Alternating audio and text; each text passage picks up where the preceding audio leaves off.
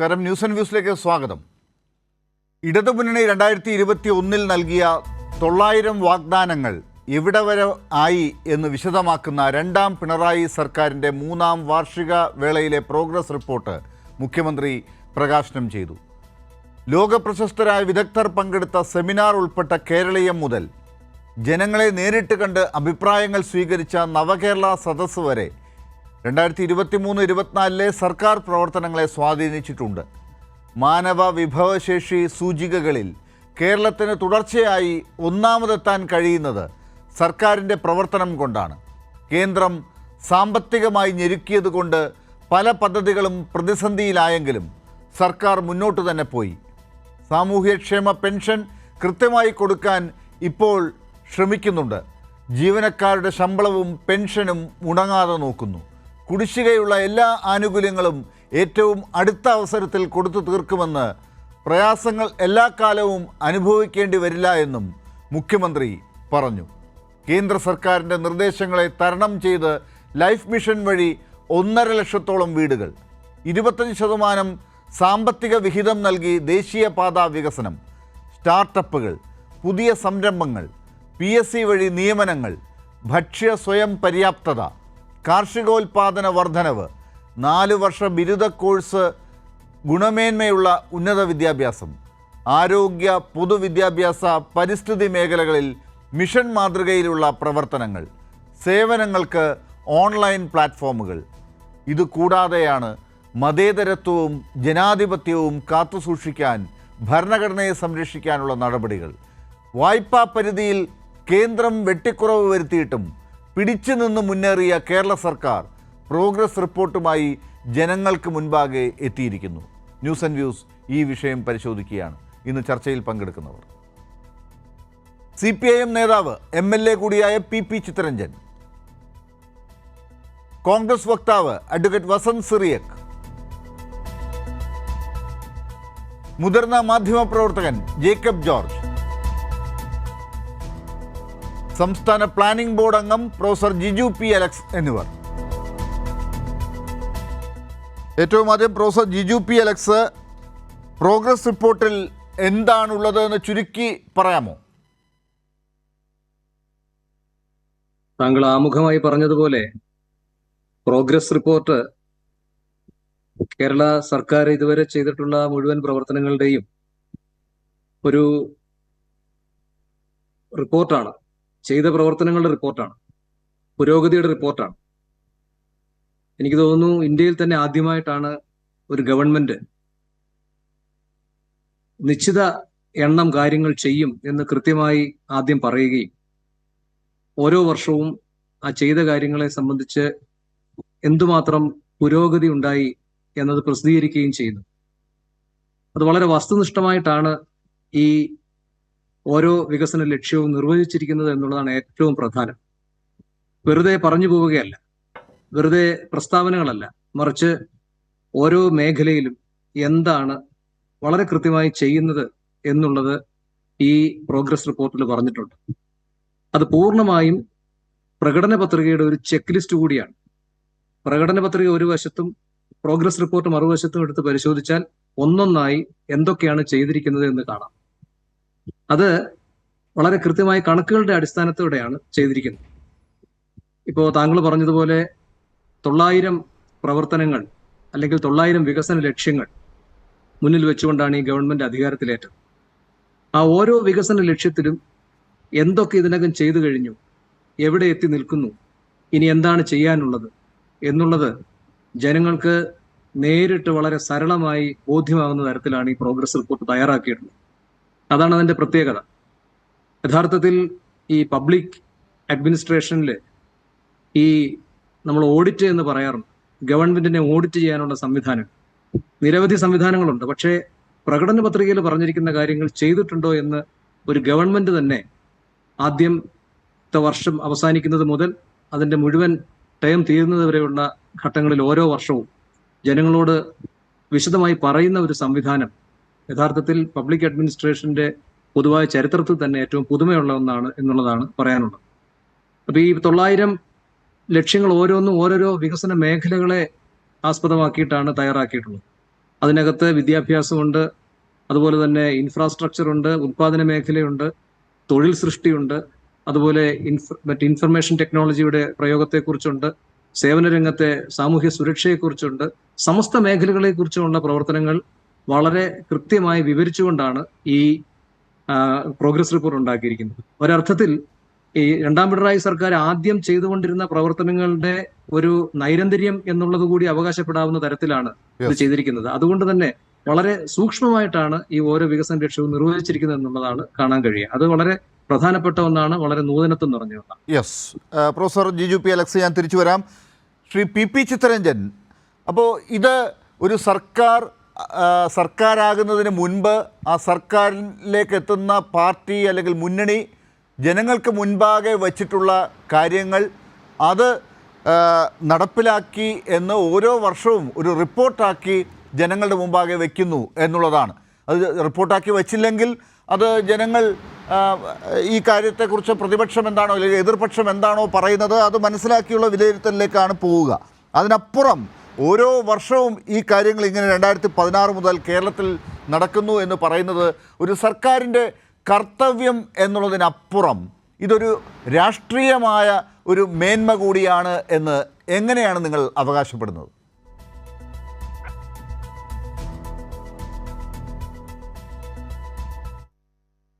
തെരഞ്ഞെടുപ്പുകളുടെ എല്ലാ ചരിത്രവും നമ്മൾ പരിശോധിച്ചാലും തെരഞ്ഞെടുപ്പുകൾക്കെല്ലാം പ്രകടന പത്രികകൾ രാഷ്ട്രീയ പാർട്ടികളും അല്ലെങ്കിൽ മുന്നണികളും പ്രസിദ്ധീകരിക്കാറുണ്ട്. എന്നാൽ ആ പ്രകടന പത്രിക അല്ലെങ്കിൽ ഞങ്ങൾ അധികാരത്തിൽ വന്നാൽ ഇന്നതെല്ലാം നടപ്പിലാക്കും എന്നതിനെ സംബന്ധിച്ച് പറയുന്നതാണല്ലോ പ്രകടന പത്രിക. ഒരു മുന്നണിക്ക് ജനങ്ങൾ അധികാരം ഏൽപ്പിക്കുമ്പോൾ അല്ലെങ്കിൽ ഒരു രാഷ്ട്രീയ പാർട്ടിക്ക് ജനങ്ങൾ അധികാരം ഏൽപ്പിക്കുമ്പോൾ ആ ജനങ്ങളെ സംബന്ധിച്ചിടത്തോളം ഈ പറഞ്ഞിട്ടുള്ള കാര്യങ്ങളെല്ലാം കണ്ടുകൊണ്ടാണ് അവർ വോട്ട് ചെയ്യുന്നത്. എന്നാൽ പിന്നീടൊരു വിലയിരുത്തൽ അത്തരം കാര്യങ്ങൾ ഒരിക്കലും ഉണ്ടാകാറില്ലായിരുന്നു എന്നുള്ളതാണ് യഥാർത്ഥത്തിൽ കേരളത്തിലെ 2016 വരെയുള്ള ഒരു അനുഭവം എടുത്തു നോക്കിയാൽ നമുക്ക് കാണുവാൻ കഴിയുന്നത്. 2016 ഒന്നാം പിണറായി ഗവൺമെൻറ് അധികാരത്തിൽ വരുന്നതിന് വേണ്ടി കേരളത്തിലെ ജനങ്ങളുടെ മുമ്പാകെ ഒരു പ്രകടന പത്രിക സമർപ്പിക്കുകയുണ്ടായി. 600 കാര്യങ്ങളാണ് ഞങ്ങൾ അധികാരത്തിൽ വന്നാൽ വിവിധ മേഖലകളിലായി നടപ്പിലാക്കും എന്ന് അന്ന് മുന്നണി പറഞ്ഞത്. ആ ഗവൺമെൻറ് 5 വർഷക്കാലം പൂർത്തീകരിക്കുമ്പോൾ ആ 600 പറഞ്ഞ കാര്യങ്ങളിൽ വിരലിലെണ്ണാവുന്നതൊഴിച്ച് ഏതാണ്ട് 585 വരുന്ന കാര്യങ്ങൾ നടപ്പിലാക്കിക്കൊണ്ട് കേരളത്തിൻ്റെയും രാജ്യത്തിൻ്റെയും ചരിത്രത്തിൽ ഒരു അത്ഭുതം സൃഷ്ടിക്കുന്ന, ഒരു പുതുമ സൃഷ്ടിക്കുന്ന ഒരു പ്രവർത്തനമാണ് ആ ഗവൺമെൻറ് കാട്ടിക്കൊണ്ട് ജനങ്ങൾക്ക് ജനാധിപത്യത്തിൽ കൂടുതൽ വിശ്വാസം വരുവാനും പ്രകടന പത്രികകൾ എന്ന് പറഞ്ഞാൽ അതിൻ്റെ അന്തസ്സത്ത കൂടുതൽ വിപുലപ്പെടുത്തുവാനും കഴിയുന്ന നിലയിലേക്കുള്ള അംഗീകാരം നൽകി. കേരളത്തിൻ്റെ ചരിത്രം തന്നെ മാറ്റിമറിച്ചു. ആ ചരിത്രമാണ് ഒരു മുന്നണിക്ക് തുടർ ഭരണം ലഭ്യമാക്കുക. കേരളത്തെ സംബന്ധിച്ചിടത്തോളം അതുവരെ 2021 തെരഞ്ഞെടുപ്പ് വരെ എല്ലാവരും ഞങ്ങൾ വരുമെന്ന് പറഞ്ഞാൽ പോലും ആരും അധികാരത്തിൽ തുടർ ഭരണത്തിൽ വരാൻ കഴിഞ്ഞില്ലായിരുന്നു എന്നുണ്ടെങ്കിൽ ആ ചിത്രം മാറ്റിക്കൊണ്ടാണ് രണ്ടാം പിണറായി ഗവൺമെൻറ് അധികാരത്തിൽ വന്നത്. ആ ഗവൺമെൻറ് ജനങ്ങളുടെ മുമ്പാകെ ഏതാണ്ട് 900 വരുന്ന കാര്യങ്ങൾ, ആ കാര്യങ്ങളെന്ന് പറഞ്ഞാൽ ഈ കാലഘട്ടവുമായി ബന്ധപ്പെട്ട് വരാൻ പോകുന്ന കേരളത്തിൻ്റെ ഭാവി വളർച്ചയെ അടക്കം ലക്ഷ്യമാക്കി ആരോഗ്യരംഗത്ത്, വിദ്യാഭ്യാസ രംഗത്ത്, പശ്ചാത്തല വികസനത്തിൽ, ഉൽപ്പാദന മേഖലയിൽ, അങ്ങനെ സമസ്ത മേഖലകളിലും ഞങ്ങൾ എന്തൊക്കെ ചെയ്യും, ആ ചെയ്തിട്ടുള്ള കാര്യങ്ങളെ സംബന്ധിച്ചുകൊണ്ടാണ് പ്രകടന പത്രിക ചൂണ്ടിക്കാണിച്ചത്. ഈ 3 വർഷക്കാലത്തിനുള്ളിൽ അങ്ങനെ പറഞ്ഞതിൽ എത്രത്തോളം നടപ്പിലായി, ഇനി നടപ്പിലാക്കാനുള്ളത് എന്തൊക്കെയാണ്, നടപ്പിലാക്കിയതിൻ്റെ പുരോഗതി എന്താണ്, ഇത് സംബന്ധമായി ജനങ്ങളുടെ മുമ്പാകെ പ്രസിദ്ധീകരിക്കുക, ആ പ്രോഗ്രസ് റിപ്പോർട്ട് വെക്കുക എന്ന് പറഞ്ഞാൽ അത് പ്രവർത്തിക്കാത്തൊരു ഗവൺമെൻറ് ഒരിക്കലും ചെയ്യാൻ കഴിയില്ല. അത് ജനങ്ങൾക്ക് കൊടുത്ത വാഗ്ദാനങ്ങൾ, ആ വാഗ്ദാനങ്ങളുടെ അടിസ്ഥാനത്തിൽ കാര്യങ്ങൾ നടപ്പിലാക്കിയിട്ടുള്ളത് എന്തൊക്കെയാണ് എന്നുള്ളത് വളരെ വ്യക്തതയോടുകൂടെ ജനങ്ങൾക്ക് തുറന്ന് പഠിക്കുവാൻ കഴിയുന്ന നിലയിലേക്കുള്ള ഒരു തുറന്ന പുസ്തകമാണ് ഇടതുപക്ഷ ജനാധിപത്യ മുന്നണി ഈ പ്രോഗ്രസ് റിപ്പോർട്ടിലൂടെ ജനങ്ങളുടെ മുന്നിൽ അവതരിപ്പിച്ചിട്ടുള്ളത്. ഇനി അവശേഷിക്കുന്ന കാര്യങ്ങൾ വരുന്ന 2 വർഷക്കാലത്തിനുള്ളിൽ പൂർത്തീകരിക്കാൻ വേണ്ടിയുള്ള പരിശ്രമത്തിലുമാണ്. ഇത് പറയുമ്പോൾ ഒരു കാര്യം നമ്മൾ മനസ്സിലാക്കിക്കോണം. ഈ കഴിഞ്ഞ ദിവസം ഒരു വാർത്തയൊക്കെ വന്നു. രണ്ടാം ഗവൺമെൻറ് വരുന്നതിനെ സംബന്ധിച്ച് ഒരു അഭിപ്രായ പ്രകടനം വന്നു. കേരളീയ സമൂഹത്തിൽ തന്നെ ആ അഭിപ്രായ പ്രകടനത്തെ പലരും അതിശക്തമായി തന്നെ ആ നിലപാടിനോട് അല്ലെങ്കിൽ അഭിപ്രായ പ്രകടനത്തോട് വിയോജിപ്പ് പ്രകടിപ്പിക്കുകയും ചെയ്തു. കേരളത്തിൽ ഒന്നാം ഗവൺമെൻറ് നടത്തിയ പ്രവർത്തനങ്ങൾ, ആ പ്രവർത്തനങ്ങളെന്ന് പറഞ്ഞു കഴിഞ്ഞാൽ കേവലം പ്രളയമോ അല്ലെങ്കിൽ അതുപോലെയുള്ള ദുരന്തമോ മാത്രമല്ലായിരുന്നു അഭിമുഖീകരിച്ചത്. ഈ കേരളത്തിൻ്റെ ചരിത്രത്തിൽ ഒരിക്കലും ഉണ്ടാകാത്ത നിലയിലേക്കുള്ള ഒട്ടനവധി വരുന്ന പ്രതിസന്ധികളാണ് നമ്മുടെ മുമ്പിലേക്ക് ഓടിയെത്തിയത്. പ്രളയം, കോവിഡ്, ഈ കേരളത്തിൻ്റെ വരുമാന മേഖലയാകെ സ്തംഭിച്ച് സമസ്ത മേഖലകളും നിശ്ചലമായി നിൽക്കുന്ന ഒരു പശ്ചാത്തലത്തിലാണ് ഒരു ഗവൺമെൻറ് ഒരു വീണ്ടെടുക്കൽ, അതാണല്ലോ ഒരു വീണ്ടെടുക്കലാണ് ഉണ്ടായത്. ഒരു പുതിയ കേരളത്തെ കെട്ടിപ്പടുക്കുന്നതിന് വേണ്ടിയുള്ള പരിശ്രമമാണ് ആ ഗവൺമെൻറ് നടത്തിക്കൊണ്ടേയിരുന്നത്. ആ തകർച്ചയിൽ നിന്നും നമ്മൾ രണ്ടാം ഗവൺമെൻറ്റിലേക്ക് വരുമ്പോൾ നമ്മൾ കരകയറുന്നതിന് വേണ്ടി നടത്തിയ പ്രവർത്തനങ്ങൾ, പരിശ്രമങ്ങൾ, നിർഭാഗ്യമെന്ന് പറയട്ടെ, ഒരിക്കൽ പോലും ഇന്ത്യയിൽ ഉണ്ടാകാൻ വയ്യാത്ത നമ്മുടെ ഫെഡറൽ സംവിധാനങ്ങളെ മുഴുവൻ ദുർബലപ്പെടുത്തുന്ന കേന്ദ്ര ഗവൺമെൻറ്റിൻ്റെ തെറ്റായ നയത്തിൻ്റെ ഫലമായി നമ്മുടെ സംസ്ഥാനത്തിന് അർഹതപ്പെട്ട സാമ്പത്തിക വിഹിതം പല തലങ്ങളിൽ നമുക്ക് വെട്ടിക്കുറച്ചു. കേന്ദ്രാവിഷ്കൃത പദ്ധതികൾ, ആ കേന്ദ്രാവിഷ്കൃത പദ്ധതികളുടെ എണ്ണം കുറച്ചു, അതിനകത്തുള്ള വിഹിതം കുറച്ചു, ആ പദ്ധതികളെ വികലമാക്കാൻ വേണ്ടി പരിശ്രമിച്ചു. സംസ്ഥാനത്തിന് കിട്ടേണ്ട വരുമാനം, കേന്ദ്രത്തിൽ നമുക്ക് കിട്ടേണ്ട GST അടക്കമുള്ള വരുമാനം, അതിൻ്റെ എല്ലാം നമുക്ക് രണ്ടാമത് ചർച്ച ഉണ്ടെങ്കിൽ ഞാനത് പറയാം. കേരളത്തിന് സംഭവിച്ച നഷ്ടങ്ങൾ, ഒരു കാര്യം മനസ്സിലാക്കേണ്ടത്, കേന്ദ്ര ഗവൺമെൻറ് കേരളത്തിൻ്റെ അർഹതപ്പെട്ടത് വെട്ടിക്കുറക്കാതെ നമുക്ക് കിട്ടിക്കൊണ്ടിരുന്നത് പോലെ നൽകുന്ന ഒരു സാഹചര്യമാണ് ഉണ്ടായിരുന്നെങ്കിൽ ഈ കേരളത്തെ സംബന്ധിച്ചിടത്തോളം നമ്മുടെ ക്ഷേമ പദ്ധതികളെല്ലാം കൂടുതൽ വിപുലപ്പെടുത്തിക്കൊണ്ട് മുന്നോട്ട് പോകാൻ കഴിയുന്നൊരു സാഹചര്യം ഉണ്ടാകുമായിരുന്നു. പെൻഷൻ പോലെയുള്ള കാര്യങ്ങൾ ഒരിക്കൽ പോലും ഈ ഗവൺമെൻറ് ആഗ്രഹിച്ചതല്ലെങ്കിൽ പോലും ഏതാനും മാസം മുടങ്ങേണ്ടി വന്ന സാഹചര്യം പോലും മാറ്റേണ്ടി വരുമായിരുന്നു. അതുകൊണ്ടാണ് കേരളത്തിൻ്റെ ചരിത്രത്തിൽ ഒരുപക്ഷെ രാജ്യത്ത് തന്നെ ഒരു അപൂർവ സംഭവങ്ങളിലൊന്നാണ് ഒരു സംസ്ഥാന ഗവൺമെൻറ് നീതിക്ക് വേണ്ടി കേന്ദ്രത്തിൻ്റെ വാതിൽ മുഴുവൻ കൊട്ടിയിട്ടും ആ നീതി കിട്ടാതെ വന്നപ്പോൾ സുപ്രീം കോടതിയിലേക്ക്, ഉന്നത നീതിന്യായ പീഠത്തിലേക്ക് ഒരു ജനതയുടെ ആവശ്യങ്ങൾക്ക് വേണ്ടി, ഒരു നാടിൻ്റെ ആവശ്യങ്ങൾക്ക് വേണ്ടി, ആ നിയമവ്യവസ്ഥയിൽ കിട്ടേണ്ട പരിരക്ഷയ്ക്ക് വേണ്ടി നമുക്ക് കോടതിയിൽ പോകേണ്ടി വന്നത്. ആ കോടതി പോലും നമ്മളോട് വളരെ അനുകമ്പാപൂർവമായ നിലപാട് സ്വീകരിച്ചിട്ടും കേന്ദ്ര ഗവൺമെൻറ് നമ്മൾ അവഹേളിക്കുവാനാണ് തയ്യാറായത്. അപ്പോഴും അവസാനം കോടതി ശക്തമായി ഇടപെട്ടപ്പോഴാണ് നമുക്ക് അർഹതപ്പെട്ടത് മുഴുവൻ കിട്ടിയില്ലെങ്കിൽ പോലും നാമമാത്രമായിട്ടാണെങ്കിൽ പോലും നൽകാൻ കേന്ദ്ര ഗവൺമെൻറ്, സുപ്രീം കോടതി പോലും വിമർശിച്ചു എന്നുള്ളത് ഇന്ന് മുഖ്യമന്ത്രിയും ചൂണ്ടിക്കാട്ടിയതാണ്. പക്ഷേ പുതിയൊരു സംവിധാനമാണ് ഇപ്പോൾ കേന്ദ്രത്തിൽ വന്നിരിക്കുന്നതെന്നും അവിടെ ഒരു പ്രതീക്ഷ വെച്ച് പുലർത്തിക്കൊണ്ടാണ് മുന്നോട്ട് ഇപ്പോൾ പോകുന്നതെന്നും മുഖ്യമന്ത്രി ഇന്ന് പറയുകയും ചെയ്തു. നമുക്ക് ആ ഒരു സംവിധാനത്തിൻ്റെ പ്രതീക്ഷ എത്രമാത്രം കേരളത്തിൽ ഉണ്ട് എന്നുള്ളത് ഞാൻ താങ്കളുടെ അടുത്ത ഘട്ടത്തിൽ വരാം. വസന്ത് സിറിയക്ക്, പ്രതിപക്ഷത്തിന് ഇപ്പോൾ ജോലി കുറച്ചുകൂടി എളുപ്പമായിരിക്കുന്നു എന്നാണ് എനിക്ക് തോന്നുന്നത്. പ്രതിപക്ഷത്തിന് ഈ സർക്കാർ ചെയ്ത കാര്യങ്ങളൊക്കെ എത്രമാത്രമുണ്ട് എന്ന് ജനങ്ങളോട് പറയേണ്ട ഉത്തരവാദിത്തമുള്ള ഒരു ഭാഗമാണ് പ്രതിപക്ഷം എന്ന് പറയുന്നത്. ഈ പറയുന്ന പ്രോഗ്രസ് റിപ്പോർട്ട് നോക്കി അത് സർക്കാർ എത്രമാത്രം ചെയ്തിട്ടുണ്ട് എന്നുള്ളത് നിങ്ങൾ വേണമെങ്കിൽ അത് പറഞ്ഞുകൊള്ളട്ടെ എന്നുള്ളത് ഒരു റിസ്ക് പോലെയാണ് ഭരണപക്ഷം ഇപ്പോൾ ഏറ്റെടുത്തിരിക്കുന്നത്. ആ റിസ്ക് നിങ്ങളെങ്ങനെ കാണുന്നുണ്ട്? പ്രതിപക്ഷത്തിന് കുറച്ചുകൂടെ കാര്യങ്ങൾ എളുപ്പമാണോ? ജനങ്ങളോട് വാഗ്ദാനങ്ങൾ നിറവേറ്റാത്ത ഒരു സർക്കാർ എന്ന് പറയാൻ എത്രമാത്രം കാര്യങ്ങളുണ്ട് ഈ റിപ്പോർട്ടിൽ? അല്ല ഡോക്ടർ ലാൽ, ഞങ്ങൾ വളരെ കൃത്യമായി കാര്യങ്ങൾ പറഞ്ഞതുകൊണ്ടാണ് കഴിഞ്ഞ ലോക്സഭാ തെരഞ്ഞെടുപ്പിൽ വളരെ കൃത്യമായ ഭൂരിപക്ഷത്തോടുകൂടി, വളരെ വ്യക്തമായ മാൻഡേറ്റോടുകൂടി കേരളത്തിലെ റിസൾട്ടിൽ ജനം വിധിയെഴുതിയത്. അതുകൊണ്ടാണ് കേരളത്തിന്റെ ചരിത്രത്തിൽ ഒരിടത്തുമില്ലാത്തതുപോലെ 10-ലേറെ സ്ഥാനാർത്ഥികൾ 1,00,000-ലേറെ ഭൂരിപക്ഷത്തോടുകൂടി വിജയിച്ചു വന്നത്. അതുകൊണ്ടാണ് ആന്റി ഇൻകൺവെൻസിയുടെ പീക്കിലാണ് ഈ ഗവൺമെന്റ്, അതായത് സംസ്ഥാന നമ്മൾ പാർലമെന്റിലേക്ക് നടന്ന തെരഞ്ഞെടുപ്പിനെ കുറിച്ചല്ല ചർച്ച ചെയ്യുന്നത്.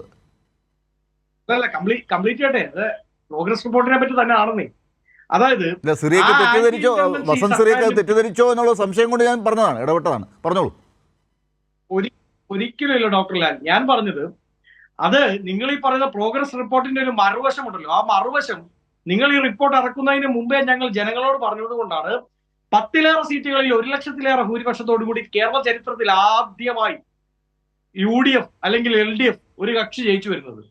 അവിടെയാണ് CPM-ന്റെ കൊത്തളങ്ങളിൽ മുഖ്യമന്ത്രിയുടെ തന്നെ എന്താണ് പറയുന്നത് നിയോജകമണ്ഡലത്തിലെ വിവിധ ബൂത്തുകളിൽ വലിയ ഭൂരിപക്ഷത്തോടു കൂടി ഓപ്പോസിറ്റ് നിൽക്കുന്ന പ്രദേശ് കോൺഗ്രസ് കമ്മിറ്റിയുടെ അധ്യക്ഷൻ എന്ന സ്ഥാനാർത്ഥി നേരിട്ടിറങ്ങുമ്പോൾ അവിടുത്തെ ജില്ലാ സെക്രട്ടറിയെ തോപ്പിച്ചുകൊണ്ട് വരുന്നു. അപ്പൊ പക്ഷേ ഇത് 2019 നിങ്ങൾ പറഞ്ഞതാണ്.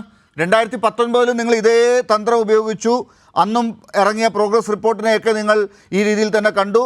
അത് വരുന്നതിന് മുമ്പേ നിങ്ങൾ ജനങ്ങളോട് പറഞ്ഞു. ജനങ്ങൾ അത് കേട്ടു. നിങ്ങൾക്ക് നല്ല ഭൂരിപക്ഷം കിട്ടി. പക്ഷേ 2021 എന്ത് പറ്റി?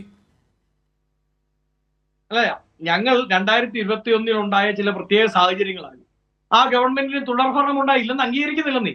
ഞങ്ങൾ അതിൻ്റെ അകത്ത് ഞങ്ങൾക്ക് അംഗീകരിക്കാതെ പുറകോട്ട് പോകുന്നില്ലല്ലോ. ഞങ്ങൾ പറഞ്ഞത് നിലവിലെ അവസ്ഥയിലുള്ള സാഹചര്യത്തെ പറ്റിയാണല്ലോ പഠിക്കാൻ പറ്റുക. മുഖ്യമന്ത്രിയുടെ നിയോജകമണ്ഡലത്തിൽ പോലും എത്രയോ വലിയ ഭൂരിപക്ഷമാണ് ഓപ്പോസിറ്റ് സ്ഥാനാർത്ഥിക്ക് ഉണ്ടാവുന്നത്. അതായത് ആന്റി ഇൻകൺവെൻഷൻ അതിന്റെ പീക്കിൽ നിൽക്കുന്ന ഒരു അവസ്ഥ 2019 നമുക്ക് അത് രണ്ടാം ഘട്ടത്തിൽ നോക്കാം. പക്ഷേ നമ്മൾ ഈ വാഗ്ദാനങ്ങൾ നടപ്പിലാക്കിയോ ഇല്ലയോ എന്നൊരു സർക്കാർ പറയുമ്പോൾ നിങ്ങൾ അതിനെങ്ങനെയാണ് കാണുന്നത്? ആ വാഗ്ദാനങ്ങൾ നടപ്പിലാക്കിയില്ല എന്ന് നിങ്ങൾക്ക് എന്തെങ്കിലും അഭിപ്രായമുണ്ടോ? ആ വാഗ്ദാനങ്ങൾ നടപ്പിലാക്കിയെന്ന് പറയുന്നതിൽ പോരായ്മകളുണ്ടോ എന്ന് നിങ്ങൾക്ക് അഭിപ്രായമുണ്ടോ? നിങ്ങൾ ആ റിപ്പോർട്ടിനെ കണ്ടോ? അതിലേക്ക് വരാം. കാര്യം ഈ ചർച്ചയിൽ ഓപ്പോസിറ്റ് ഇരിക്കുന്ന ഏതാണ്ട് ഈ പാനലിലെ 3 പേരും അങ്ങടക്കം 4 പേരും ഏതാണ്ട് ഒരേ പക്ഷമാണ്. ഞാൻ ഒറ്റയ്ക്കാണ്. അതുകൊണ്ട് എനിക്ക് കൂടുതൽ സമയം നൽകേണ്ടി. അങ്ങനെ പറയരുത്. എനിക്ക് എന്റെ പക്ഷത്തെ കുറിച്ച് ഞാൻ പറയാം. താങ്കൾ പറയുന്നത് തെറ്റാണ്. പറയൂ. എനിക്ക് മറ്റുള്ളവരോട് യോജിപ്പേ ഇല്ല, മറ്റു 3 പേരോടും. ഇപ്പൊ കേട്ട 2 പക്ഷം അങ്ങയുടെ ഒഴികെ ബാക്കി 2 പക്ഷങ്ങളും ഏതായാലും സർക്കാരിന് അനുകൂലമാണല്ലോ. LDF പ്രകടന പത്രികയുടെ 21-ാം പേജ് 851-ാം ഘട്ടം പറയുന്നു വളരെ കൃത്യമായി, ഘട്ടമായ മദ്യനിരോധനം. എന്താണ് അതിൻ്റെ അകത്ത് സർക്കാരിന്റെ നിലപാട്? അതെവിടെ വരെ എത്തി? ഘട്ടമായ മദ്യനിരോധനം എവിടെ വരെ എത്തി? UDF ഗവൺമെന്റ് ഇറങ്ങിപ്പോകുമ്പോൾ 29 ബാർ ഉണ്ടായിരുന്നത് ഇന്ന് 900-ഓളം ബാറുകളാണുള്ളത്. എവിടം വരെ എത്തി ഒന്ന് പറയാമോ? ചിത്രരഞ്ജനോട് ചോദിക്കാം. അടുത്തത് പറയൂ. ഞാനത് പറഞ്ഞു പറഞ്ഞേ അദ്ദേഹം ചോദിച്ചോളൂ, അങ്ങ് അക്കമിട്ട് ചോദിച്ചോളൂ. അപ്പോൾ പൂർണ്ണമായും ബാറുകൾ തുറന്നു കൊടുത്ത് പൂർണ്ണമായും മദ്യലോബിക്ക് വഴങ്ങിക്കൊടുത്ത ഗവൺമെന്റ് ആണ് ഇതെന്ന് വ്യക്തമാവുന്ന രീതിയിലേക്ക് കാര്യങ്ങൾ വന്നു. ഒന്ന്. രണ്ടാമതായി ഇനി അദ്ദേഹം പറഞ്ഞത് സാമൂഹിക സുരക്ഷയെ പറ്റി ഈ പ്രോഗ്രസ് റിപ്പോർട്ടിൽ പറയുന്നുണ്ട് അത്രേ. കേരളത്തിന്റെ ചരിത്രത്തിൽ, ഇന്ത്യയുടെ ചരിത്രത്തിൽ, ലോകത്തിന്റെ ചരിത്രത്തിൽ ആദ്യമായാണ് ഒരു സർക്കാർ ഒരു സെസ്സിന് സാമൂഹിക സുരക്ഷാ സെസ് എന്ന് പേരിടുന്നത്. സാമൂഹിക സുരക്ഷാ സെസ് പിരിക്കുമ്പോൾ 2 രൂപ അധികമായി പിരിക്കുമ്പോൾ അന്ന് ധനമന്ത്രി നിയമസഭയിൽ പറഞ്ഞത്, നോക്കൂ ഞങ്ങൾ ഇത് പിരിക്കുന്നുണ്ടല്ലോ 2000 കോടി രൂപ അധികമായി വരുമെന്ന് പ്രതീക്ഷിച്ചുകൊണ്ടാണ്. അത് വന്നാൽ ഞങ്ങൾക്ക് കേന്ദ്ര സഹായം ഉണ്ടെങ്കിലും ഇല്ലെങ്കിലും ഞങ്ങൾക്ക് പൂർണ്ണാർത്ഥത്തിൽ സാമൂഹ്യ സുരക്ഷാ പെൻഷനുകൾ കൊടുക്കാൻ പറ്റും. ആ സെസ് പിരിച്ചതുമായി ബന്ധപ്പെട്ട് സിയാൻഡേജിയുടെ റിപ്പോർട്ടുണ്ട്. ഏതാണ്ട് 60% ഫണ്ട് സർക്കാരിലേക്ക് പിരിച്ചെടുക്കാൻ സർക്കാരിന് സാധിച്ചിട്ടില്ല. അങ്ങനെയുള്ള സർക്കാർ സാമൂഹ്യ സുരക്ഷാ പെൻഷൻ കൊടുക്കാൻ എത്ര മാസത്തെ പെൻഡിങ് നിൽക്കുമ്പോഴാണ് പറയുന്നത് ഞങ്ങൾ സാമൂഹ്യ സുരക്ഷയെ പറ്റി പറയുന്നു. ഇനി അടുത്തത് ഇത് പ്രോഗ്രസ് റിപ്പോർട്ടിൽ പറയാണ് ഇത് വ്യവസായ സൗഹൃദ സർക്കാർ. കേന്ദ്ര സർക്കാർ കൊടുക്കാത്തതിനെ കുറിച്ച് നിങ്ങൾക്ക് പരാതിയില്ലേ? അന്നുമില്ല ഇന്നുമില്ല. പ്രോഗ്രസ് റിപ്പോർട്ടിനെ പറ്റിയാണ് നമ്മുടെ ചർച്ചയാണല്ലോ. അതെ, കേന്ദ്ര സർക്കാർ സാമ്പത്തികമായി കൊടുക്കേണ്ടത് കൊടുക്കാതിരുന്നത് കൊണ്ട് അവർക്ക് ചില ബുദ്ധിമുട്ടുകൾ ഉണ്ടായി എന്ന് ഈ പ്രോഗ്രസ് റിപ്പോർട്ട് അവതരിപ്പിച്ചുകൊണ്ട് മുഖ്യമന്ത്രി പറഞ്ഞല്ലോ. അപ്പോൾ നിങ്ങൾക്ക് അതിനെക്കുറിച്ച് ഈ കഴിഞ്ഞ തെരഞ്ഞെടുപ്പ് നടന്നപ്പോഴും ജനങ്ങളോട് നിങ്ങളൊന്നും പറഞ്ഞില്ലല്ലോ. ഈ കേന്ദ്ര സർക്കാരിന് വേണ്ടിയിട്ടാണോ നിങ്ങൾ പറഞ്ഞതെന്ന് സംശയിക്കുന്നുണ്ടെന്നാണ് ഇടതുപക്ഷം പറഞ്ഞത്. നിയമസഭയ്ക്കുള്ളിൽ ഡോക്ടർ ലാലെ, നിയമസഭയ്ക്കുള്ളിൽ വളരെ കൃത്യമായി ധനമന്ത്രി പറഞ്ഞത് ഞങ്ങൾ ഈ 2 രൂപ അനുസരിച്ച് ഭരിച്ചാൽ 2000 കോടി രൂപ അധികമായി വരും. വളരെ കൃത്യമാണ്. നിയമസഭാ പ്രസംഗം ഇപ്പോൾ അവൈലബിൾ ആണ്. 2000 കോടി രൂപ അധികമായി വരും. അത് കിട്ടിയാൽ കേന്ദ്രം നമ്മളെ സഹായിച്ചില്ലെങ്കിലും പൂർണ്ണമായും നമുക്ക് സാമൂഹ്യ സുരക്ഷാ പെൻഷനുകൾ കൊടുക്കാൻ പറ്റും. കൊടുത്തോ? ഈ പ്രോഗ്രസ് റിപ്പോർട്ടിൽ എഴുതി വെച്ചിരിക്കുകയാണെന്ന് സാമൂഹ്യ സുരക്ഷാ സൗഹൃദ സംസ്ഥാനം. രണ്ടാമത് വ്യാവസായിക സൗഹൃദ സംസ്ഥാനം എന്നാണ് പറയുന്നത്. ആന്തൂർ സാദിന്റെ അവസ്ഥ എന്തായി? മൂന്നാമതായി പ്രോഗ്രസ് റിപ്പോർട്ടിൽ പറയുന്നുണ്ട് വ്യാവസായിക സൗഹൃദ സംസ്ഥാനം എന്നുള്ള നിലയ്ക്ക് തുടങ്ങിയ സംരംഭങ്ങളുടെ എണ്ണവും നിക്ഷേപത്തിന്റെ തുകയും ഒക്കെ ഇതിനകത്ത് പറയുന്നുണ്ട്. നിങ്ങളത് കണ്ടില്ല എന്ന് തോന്നുന്നു. 6 സപ്പോർട്ടോട് കൂടി തുടങ്ങി. എവിടെ തുടങ്ങുന്നത്? ഒരു സാധാരണക്കാരനായിട്ടുള്ള ഒരാൾ IT പാർക്ക് തുടങ്ങിയാൽ അതുപോലും IT കമ്പനി തുടങ്ങിയാൽ അതുപോലും ഇതിന്റെ അകത്ത് കയറ്റി സർക്കാരിന്റെ നേട്ടമായിട്ട് അല്ല, സർക്കാർ തുടങ്ങുന്നതല്ല, സർക്കാർ സംരംഭങ്ങളെ പ്രോത്സാഹിപ്പിക്കുന്നു എന്നാണ് അവരുടെ പദ്ധതി. സംരംഭകത്വ വർഷമൊക്കെ ആക്കി കഴിഞ്ഞ വർഷം അവർ മാറ്റിയിരുന്നു. അങ്ങനെ ഒരുപാട് സംരംഭങ്ങൾ തുടങ്ങാൻ അവർ ഒരുപാട് പ്രോത്സാഹിപ്പിച്ചു. അതൊക്കെയാണ് അവർ വാഗ്ദാനം ചെയ്തിരുന്നത്. അങ്ങനെയാണെങ്കിൽ മോദി സർക്കാരിന്റെ മോദിയുടെ ഗുണഫലമായി, മോദി സർക്കാരിന്റെ ഗുണഫലമായി ഇതാ ഇത്ര കോടി തൊഴിലവസരങ്ങൾ അവരുണ്ടാക്കി എന്ന് പറയുന്നത് നമ്മൾ അക്സെപ്റ്റ് ചെയ്യണ്ടേ? ഇന്ത്യ മുന്നണി അതിനെ അക്സെപ്റ്റ് ചെയ്യുന്നുണ്ടോ? ഇടതുപക്ഷം അക്സെപ്റ്റ് ചെയ്യുന്നുണ്ടോ? അവരുടെ വാഗ്ദാനങ്ങൾ അങ്ങനെയാണോ പറഞ്ഞത്? അവരുടെ പ്രകടന പത്രിക നിങ്ങൾ നോക്കിയോ? നിങ്ങൾ ജനങ്ങളോട് പറഞ്ഞോ? അല്ലല്ലേ, ഞങ്ങളത് പറഞ്ഞുകൊണ്ടാണല്ലോ ഇവിടെ സാധാരണക്കാരായ കുട്ടികൾക്ക് പഠിക്കാൻ പറ്റുന്നില്ല. അവർ ഈ നാട് വിട്ടു പോകുന്നു. അവർക്ക് പഠിച്ചിറങ്ങിയ ജോലി കിട്ടുന്നില്ല. അവർക്ക് ഇവിടെ ഒരു വ്യവസായം തുടങ്ങാൻ പറ്റുന്നില്ല എന്നൊക്കെ ഞങ്ങൾ ജനങ്ങളോട് പറഞ്ഞുകൊണ്ടാണ് ഡോക്ടർ ലാൽ 10ലേറെ സീറ്റുകളിൽ ഞങ്ങൾ. അതെ, തീർച്ചയായും നിങ്ങൾ മോദി സർക്കാരിനെതിരെ പറഞ്ഞിട്ടുണ്ടെങ്കിൽ അതിന്റെ ഗുണം നിങ്ങൾക്കുണ്ടായിട്ടുണ്ട്. ഇടതുപക്ഷവും മോദി സർക്കാരിനെ കുറിച്ചാണ് പറഞ്ഞത്, അതിന്റെ കൂടി ഗുണം നിങ്ങൾക്ക് കിട്ടിയിട്ടുണ്ട്. നമുക്കത് ചർച്ച ചെയ്യാം. പക്ഷേ എനിക്ക് ഇപ്പോഴും ഒരു ചോദ്യം കൂടി എനിക്ക് അങ്ങയുടെ മുമ്പിൽ വെക്കാനുള്ളത്, ഈ പറയുന്ന റിപ്പോർട്ടിൽ, പ്രോഗ്രസ് റിപ്പോർട്ടിൽ ഇപ്പോൾ ഇടതുപക്ഷം പറയുന്നത് കഴിഞ്ഞ വർഷം ചെയ്ത കാര്യങ്ങളെക്കുറിച്ചാണ്, 2023-24 കാര്യങ്ങളെക്കുറിച്ചാണ്. അതിൽ നിങ്ങൾക്ക് ഇപ്പോൾ 2-3 കാര്യങ്ങൾ താങ്കൾ പറഞ്ഞു. സംരംഭകത്വത്തെക്കുറിച്ച് വിയോജിപ്പുണ്ട്, മദ്യനിരോധനത്തെക്കുറിച്ച് വിയോജിപ്പുണ്ട്. മറ്റൊരു കാര്യവും പ്രസക്തമായി താങ്കൾ ഈ 900 കാര്യങ്ങളിൽ പറഞ്ഞിട്ടില്ല. ഡോക്ടർ ലാൽ, എനിക്ക് 1 മിനിറ്റ് താഴെ തന്നാൽ മതി. പ്രോഗ്രസ് റിപ്പോർട്ടിലെ 5 കാര്യങ്ങളെ പറ്റി എന്റെ ചോദ്യം, ഇടതു പ്രതിനിധിയും നിരീക്ഷകരും എല്ലാവരും കൂടി ഉത്തരം പറഞ്ഞാൽ മതി. ഒന്ന് പറഞ്ഞത് എന്താണ്? സേവനങ്ങൾക്ക് ഇന്റർനെറ്റ് ലഭ്യത ഉറപ്പാക്കും, അങ്ങനെ ഇതൊരു സ്റ്റേറ്റ് ആക്കി മാറ്റും. അങ്ങനെ പറഞ്ഞുകൊടുത്താണ് നിയമസഭ എന്താണ് പറയുന്നത്, ഇലക്ട്രോണിക് നിയമസഭയാക്കി മാറ്റുന്നതുമായി ബന്ധപ്പെട്ട് 6 മാസത്തെ ബുദ്ധിമുട്ടുണ്ടായി. ടെൻഡർ വിളിച്ച കമ്പനി 6 മാസം വൈകിപ്പിച്ചു, പിന്നീട് 8 മാസം വൈകിപ്പിച്ചു. പ്രതിപക്ഷ എംഎൽഎമാർ അവകാശ ലംഘനത്തിന് ആവശ്യവുമായി ബന്ധപ്പെട്ട് നോട്ടീസ് കൊടുത്തു. അതായത് നിയമസഭ പേപ്പർലെസ് ആക്കാൻ പ്രഖ്യാപിച്ച പദ്ധതി പോലും നടപ്പിലാക്കാൻ പറ്റാത്തവർ പറയാണ് ഞങ്ങൾ കേരളം മുഴുവൻ ഈ കേരളമാക്കി മാറ്റിയെന്ന്. ഒന്ന്, അതിന്റെ ഉത്തരം പറഞ്ഞോട്ടെ. രണ്ടാമത്, അഴിമതി വിരുദ്ധ സർക്കാരാണ് ഇതാണെന്നാണ് പറഞ്ഞത്. മുഖ്യമന്ത്രിയുടെ പ്രിൻസിപ്പൽ സെക്രട്ടറിയും അഡീഷണൽ പ്രൈവറ്റ് സെക്രട്ടറിയും ഒക്കെ എന്തിന്റെ പേരിലാണ് ജയിലിൽ പോയത് എന്നുള്ളത് കൃത്യമായി പറഞ്ഞാൽ മതി. അയ്യോ, അത് 2019 തൊട്ട് നിങ്ങൾ പറയുന്നുണ്ട്. അതിന് 2021 മറുപടിയും കിട്ടി. ഇപ്പൊ വീണ്ടും അത് പറയുകയാണോ? ഒറ്റക്കാരി കൂടി എന്തിനാണ് പോയത്? അഴിമതി വിരുദ്ധമായി മാറിയിട്ടുണ്ടോ? അതെങ്ങനെയാണ് മാറിയത്? മുഖ്യമന്ത്രിയുടെ ഓഫീസ് തന്നെ അഴിമതിക്ക് കേന്ദ്ര സ്ഥാനീയമായി മാറുന്നു എന്നുള്ള ആരോപണത്തെ പറ്റി എന്താണ് പറയാനുള്ളത്? അതിനെപ്പറ്റി പറയട്ടെ. മൂന്നാമതായി, ഞാൻ കോട്ടയംകാരനും കൂടി ആയതുകൊണ്ട് എനിക്ക് പറയാതിരിക്കാൻ പറ്റില്ല. ഈ പ്രോഗ്രസ് റിപ്പോർട്ടിലും നിങ്ങളുടെ പ്രകടന പത്രികയിലും, 2 പ്രകടന പത്രികയിലും, 1-2 പ്രകടന പത്രികകളിലും നിങ്ങളുടെ വിവിധ ധനകാര്യ മന്ത്രിമാർ, ഐസക് അടക്കമുള്ളവർ അവതരിപ്പിച്ച കഴിഞ്ഞ കോൺസ്റ്റിറ്റ്യൂട്ടീവ് 4 ഇയേഴ്സ് തുടർച്ചയായ 4 വർഷങ്ങളിലും നിങ്ങളുടെ ബഡ്ജറ്റ് പ്രസംഗത്തിൽ പറഞ്ഞാണ് റബ്ബർ പാർക്ക്. എന്തായി കോട്ടയത്തെ റബ്ബർ പാർക്കിന്റെ കാര്യം? മാറ്റിവെച്ച ഫണ്ട് എവിടെ പോയി? ഇത്തരം കാര്യങ്ങളെ പറ്റി ഉത്തരം പറയാം. ശരി. അപ്പോൾ ഇതാണ് ഈ 900 കാര്യങ്ങളും വിലയിരുത്തിയപ്പോൾ ഉള്ള 5 കാര്യങ്ങളുണ്ട്. വളരെ പ്രധാനപ്പെട്ട കാര്യങ്ങളാണ് വസന്ത് പറഞ്ഞത്. അതിനു മുമ്പ് ശ്രീ ജേക്കബ് ജോർജ്, വളരെ പ്രധാനപ്പെട്ട ഒരു നടപടിയാണ് സംസ്ഥാന സർക്കാർ ചെയ്തുകൊണ്ടിരിക്കുന്നത് എന്ന കാര്യത്തിൽ യാതൊരു തർക്കവും ഉണ്ടാകേണ്ടതില്ല. ഇതൊരു ചെറിയ കാര്യമല്ല. ജനം ഇത് എങ്ങനെ കാണും എന്നുള്ളത് നമ്മൾ 2021 കണ്ടതാണ്. അതിനു മുമ്പ് ഏതൊക്കെ തരത്തിലുള്ള തെരഞ്ഞെടുപ്പുകൾ എങ്ങനെയൊക്കെ ഇടതുപക്ഷത്തിന് അനുകൂലമോ പ്രതികൂലമോ ഒക്കെ ആയിട്ടുണ്ടെങ്കിലും, ഉപതെരഞ്ഞെടുപ്പുകളിൽ പരാജയപ്പെട്ടിട്ടുണ്ടെങ്കിൽ പോലും ഒക്കെ കാണുന്നത് എന്താണ് എന്നുള്ളത് നമുക്കറിയാം. 21 എന്ത് സംഭവിച്ചു എന്നുള്ളത് അറിയാം. ഈ പ്രോഗ്രസ് റിപ്പോർട്ടിനെ താങ്കൾ എങ്ങനെ കാണുന്നു? തീർച്ചയായിട്ടും കേരളത്തിൻ്റെ കഴിഞ്ഞ കാലഘട്ടത്തിൽ കേരളം നടത്തിയ വളർച്ചയുടെ കഥയൊക്കെ പറയുന്നുണ്ട്. അതൊരു സർക്കാരിൻ്റെ അവകാശമാണ്, ഭരണ നേതൃത്വത്തിൻ്റെ, ഭരണകർത്താക്കളുടെ അവകാശമാണ്. അതിനെക്കുറിച്ച് ഞാനൊന്നൊരു സംശയം പ്രകടിപ്പിക്കുന്നില്ല. പക്ഷേ എനിക്ക് അതിൻ്റെ അങ്ങപ്പുറത്തേക്ക് പറയാനുള്ളത്, വസന്ത് ശ്രീഖ് പറഞ്ഞതുപോലെ ഈ കഴിഞ്ഞ തെരഞ്ഞെടുപ്പിൽ പ്രതിപക്ഷം ഉന്നയിച്ച പ്രധാനപ്പെട്ട കാര്യം ഗവൺമെൻറ്റിൻ്റെ ഒരു പിടിപ്പുകേട്, സാമ്പത്തികമില്ലായ്മ കൊണ്ടൊക്കെയാണ്, യാതൊരു സംശയമില്ല. പക്ഷേ പല കാര്യത്തിലും ഗവൺമെൻറ്റിന് ഒരു കെടുകാര്യസ്ഥതയുണ്ട്. അത് കേരളത്തിൻ്റെ വികസന പ്രവർത്തനങ്ങളെ ബാധിച്ചിട്ടുണ്ട്. ഭരണവിരുദ്ധ വികാരം അതൊരു പ്രചാരണ വിഷയമായിരുന്നു. അപ്പോൾ തിരഞ്ഞെടുപ്പ് ഫലം 18 സീറ്റ് കിട്ടി, UDF കിട്ടി, കോൺഗ്രസ് അതിന് നേതൃത്വം കൊടുത്തു എന്ന് പറയുമ്പോൾ അവരുടെ പ്രചാരണം ശരിയാണ് എന്ന് വരുന്നു നമ്മുടെ കേരള ജനതയുടെ മുമ്പിൽ. അത് ഇന്നേ ദിവസം അതിന് പകരമായിട്ട്, അതിന് ബദലായിട്ട് ഒരു പ്രോഗ്രസ് റിപ്പോർട്ട് അവതരിപ്പിക്കുമ്പോൾ തീർച്ചയായിട്ടും അതിൻ്റെ അകത്ത് രാഷ്ട്രീയം നമുക്ക് മനസ്സിലാകുകയും ചെയ്യും. ഞാൻ പറയട്ടെ, അടിസ്ഥാനപരമായ ചില വസ്തുതകൾ. കേരളത്തിൻ്റെ ഒരു വളർച്ച മറ്റ് സംസ്ഥാനങ്ങളിൽ ഒന്നുമില്ലാത്ത വളർച്ചയാണ്. അത് ആദ്യത്തെ ഗവൺമെൻറ് 1957 ഗവൺമെൻറ് വിദ്യാഭ്യാസ രംഗത്ത് വരുത്തിയ വലിയ മാറ്റം, അടിസ്ഥാനപരമായ മാറ്റം.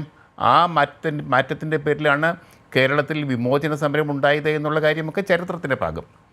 അന്നാണ് ഭൂപരിഷ്കരണ നിയമം KR ഗൗരിയമ്മ കൊണ്ടുവന്നത്.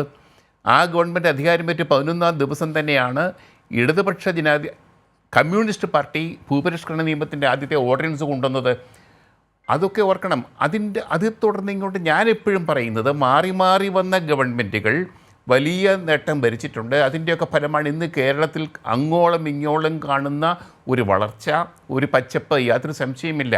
ഈ പ്രോഗ്രസ് റിപ്പോർട്ടിനെ ആ നിലയ്ക്ക് തീർച്ചയായും. പക്ഷേ ജേക്കബ് ജോർജ്, നമുക്കൊരു ശീലമുണ്ടല്ലോ, നമ്മുടെ ഈ സർക്കാരുകൾ അല്ലെങ്കിൽ പാർട്ടികളൊക്കെ തന്നെ മാനിഫെസ്റ്റോ ഉണ്ടാക്കും, വാഗ്ദാനങ്ങൾ കൊടുക്കും ജനങ്ങൾക്ക്. പക്ഷേ ഇതൊന്നും എവിടെയും തിരിഞ്ഞു നോക്കാത്ത ഒരു സാധനമാണ്. ഇത് വേണ്ടതേ ഇല്ല എന്ന് ഇടക്കാലത്ത് നമ്മൾ ചർച്ച ചെയ്ത ഒരു കാലഘട്ടം ഉണ്ടായിരുന്നു. അവിടെ നിന്ന് ഇപ്പോൾ 2016 മുതൽ ഒരു മാറ്റം ഉണ്ടായതുപോലെ തോന്നുന്നുണ്ട്.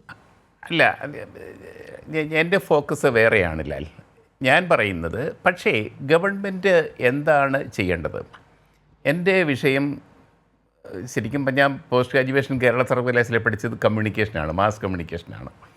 ഗവൺമെൻറ് അല്ലെങ്കിൽ വ്യക്തി അല്ലെങ്കിൽ ഭരണകർത്താവ് പറയുന്നതും ചെയ്യുന്നതുമാണ് ആ ആളിൻ്റെ അല്ലെങ്കിൽ ആ സർക്കാരിൻ്റെ അല്ലെങ്കിൽ ആ ഗവൺമെൻറ്റിൻ്റെ ആ നേതാവിൻ്റെ ഒരു പ്രതിച്ഛായ നിർണ്ണയിക്കുന്നത്.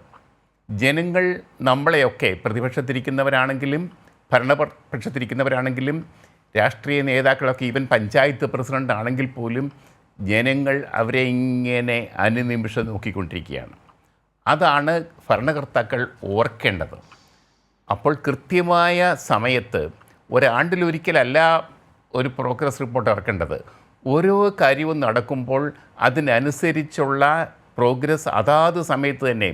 ഇപ്പോൾ സ്കൂളിലാണെങ്കിൽ പോലും ഓരോ 3 മാസം കൂടുമ്പോൾ ടേംലി പരീക്ഷ നടക്കുകയും 3-ാം മാസം ആ പരീക്ഷയുടെ പ്രോഗ്രസ് റിപ്പോർട്ടുകയും കൊടുത്തേക്കുകയും അച്ഛനെ കൊണ്ട് അമ്മയെ കൊണ്ട് ഒപ്പിട്ട് മേടിക്കുകയും ചെയ്യുന്നുണ്ടല്ലോ. അതാണ് പ്രോഗ്രസ് റിപ്പോർട്ട്. കാലാകാലങ്ങളിൽ ഇത് സംബന്ധിച്ച് ഗവൺമെൻറ്, മന്ത്രിമാർ, നേതാക്കൾ ജനങ്ങളുമായിട്ട് സംവദിക്കണം, ജനങ്ങളെ വിവരം അറിയിക്കണം. ഞാൻ ഒരു പഴയ കാര്യം കൂടെ ഞാൻ പറയട്ടെ ലാൽ. ഞങ്ങൾ തിരുവനന്തപുരത്ത് പത്രപ്രവർത്തനം ഞാനൊക്കെ തുടങ്ങുന്നത്, എൻ്റെ തലമുറയൊക്കെ തുടങ്ങുന്നത് 80കളിലാണ്. അന്നൊക്കെ ഞങ്ങളുടെ സ്ഥിരം പരിപാടി, ഞങ്ങൾ തിരുവനന്തപുരത്തെ സെക്രട്ടേറിയറ്റിലെ പ്രസ് റൂം ഞങ്ങൾക്കുണ്ട് പത്രക്കാർക്ക്. ഇപ്പോഴൊന്നും ഇല്ല. ആ പ്രസ് റൂം വലിയൊരു ഹാളാണ്. അന്ന് മൊബൈലൊന്നും ഇല്ലാത്തതുകൊണ്ട് ഇഷ്ടംപോലെ ഫോണൊക്കെ വെച്ചിട്ടുണ്ട്. ഞങ്ങളുടെ ഒരു നേതാവ് മാധവൻ നായർ എന്ന് പറയുന്ന, ഞങ്ങളൊക്കെ മാധവണ്ണൻ എന്ന് വിളിക്കുന്ന ആളാണ്. ഞങ്ങളൊക്കെ രാവിലെ അവിടെ കൂടും. എന്നിട്ട് മാധവണ്ണൻ ആരെയെങ്കിലുമൊക്കെ മന്ത്രിമാരെ വിളിക്കും. എന്നിട്ട് ഞങ്ങൾ ആ മന്ത്രിമാരെ കാണാൻ പോകും.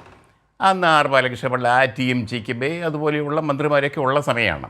ഞങ്ങൾ അവർ പറയുന്നത് കേൾക്കും. വലിയ പത്രത്തിൽ, എല്ലാ പത്രങ്ങളിലും പിറ്റേ ദിവസം 1-ാം പേജ് വാർത്തയാണ്. അങ്ങനെ ഒരു നിരന്തരം. പിന്നെ ബുധനാഴ്ച ദിവസം നടക്കുന്ന ക്യാബിനറ്റ്, അതൊരു വലിയ സംഭവമാണ്. ആ ആഴ്ചത്തെ രാഷ്ട്രീയം പറയാൻ വേണ്ടിയാണ് അന്നത്തെ മുഖ്യമന്ത്രിമാർ, കരുണാകരനാണെങ്കിലും EK നായനാരാണെങ്കിലും അതിന് ഉപയോഗിച്ചുകൊണ്ടിരുന്നത്. രാഷ്ട്രീയം ഇങ്ങനെ പത്രങ്ങളിലൂടെ ജനങ്ങളിലേക്ക് എത്തുകയാണ്. ആ സംഭവത്തിൽ നിന്ന് ഇപ്പോൾ മാറിയിട്ട് ടെലിവിഷൻ, പ്രധാനപ്പെട്ട മാധ്യമപ്രവർത്തകർ ടെലിവിഷൻ റിപ്പോർട്ടർമാരായിരിക്കുന്നു. അവരിന്ന് വ്യക്തിപരമായിട്ട് ആരെയും രാഷ്ട്രീയക്കാരെ കാണുകയില്ല. ക്യാമറ എപ്പോഴും കയ്യിലുള്ള കണ്ട് പറ്റത്തുമില്ല. ഞങ്ങളൊക്കെ ആണെങ്കിൽ ഞങ്ങളുടെയൊക്കെ കാലത്ത് എപ്പോഴും ഞങ്ങൾ മന്ത്രിമാരുമായിട്ട്, മുഖ്യമന്ത്രിമാരായിട്ട് നേരിട്ട് വ്യക്തിപരമായിട്ട് വൈകുന്നേരങ്ങളിലൊക്കെ അവരെ പോയി കാണും. രഹസ്യമായിട്ട് ഓരോ സ്റ്റോറികളൊക്കെ ഉണ്ടാക്കും. എന്നിട്ട് പിറ്റേ ദിവസം സ്പെഷ്യൽ സ്റ്റോറികളൊക്കെ വിടും. ഇപ്പോഴാവും അതൊന്നും നടക്കുന്നില്ല. അങ്ങോട്ട് രാഷ്ട്രീയമായിട്ട് ഞങ്ങൾക്ക് എപ്പോഴും എക്സ്ക്ലൂസീവ് കൊടുക്കാൻ കഴിയുമായിരുന്നു. സ്പെഷ്യൽ സ്റ്റോറികൾ നമ്മുടെ ഒരു പ്രധാനപ്പെട്ട കാലഘട്ടമായിരുന്നു അന്ന്. ഇപ്പോഴങ്ങനെയൊന്നും നടക്കുന്നില്ല. അതാണ് റിപ്പോർട്ടിങ്ങിൽ വന്നൊരു മാറ്റം. പക്ഷേ രാഷ്ട്രീയ നേതാക്കൾ, നേതൃത്വം അതിന് മാധ്യമങ്ങളെ കുറ്റം പറഞ്ഞിട്ട് കാര്യമില്ല. മാധ്യമങ്ങളിൽ നമുക്കനുകൂലമായ വാർത്ത എന്ത് വരണം എന്നുള്ളത് തീരുമാനിക്കാൻ ഇപ്പം കേരളത്തിലെ മുഖ്യമന്ത്രി പിണറായി വിജയൻ, അദ്ദേഹം മാധ്യമങ്ങളെ കണ്ടാൽ അദ്ദേഹം പറയുന്നതെല്ലാം കൊടുക്കാറില്ലേ? അതാണ് അതിൻ്റെ രാഷ്ട്രീയം. ഇന്നിപ്പോൾ പ്രോഗ്രസ് റിപ്പോർട്ട് നമ്മളിപ്പം ചർച്ചയ്ക്കെടുക്കുന്നു. കാരണം അത് അവതരിപ്പിക്കുന്നത് കേരളത്തിൻ്റെ മുഖ്യമന്ത്രിയാണ്. പത്രക്കാരോട് വളരെ വളരെ വിദഗ്ധമായിട്ട്, വളരെ പ്രൊഫഷണലായിട്ട് സംവദിക്കാൻ ശേഷിയുള്ള നേതാവാണ് മുഖ്യമന്ത്രി പിണറായി വിജയൻ, യാതൊരു സംശയമില്ല. അപ്പോൾ ഞാൻ കരുണാകരൻ, EK നായനാർ തുടങ്ങിയ മുഖ്യമന്ത്രിമാരുമായിട്ട് വളരെ അടുത്ത് ഇടപെട്ടിട്ടുള്ളതാണ്.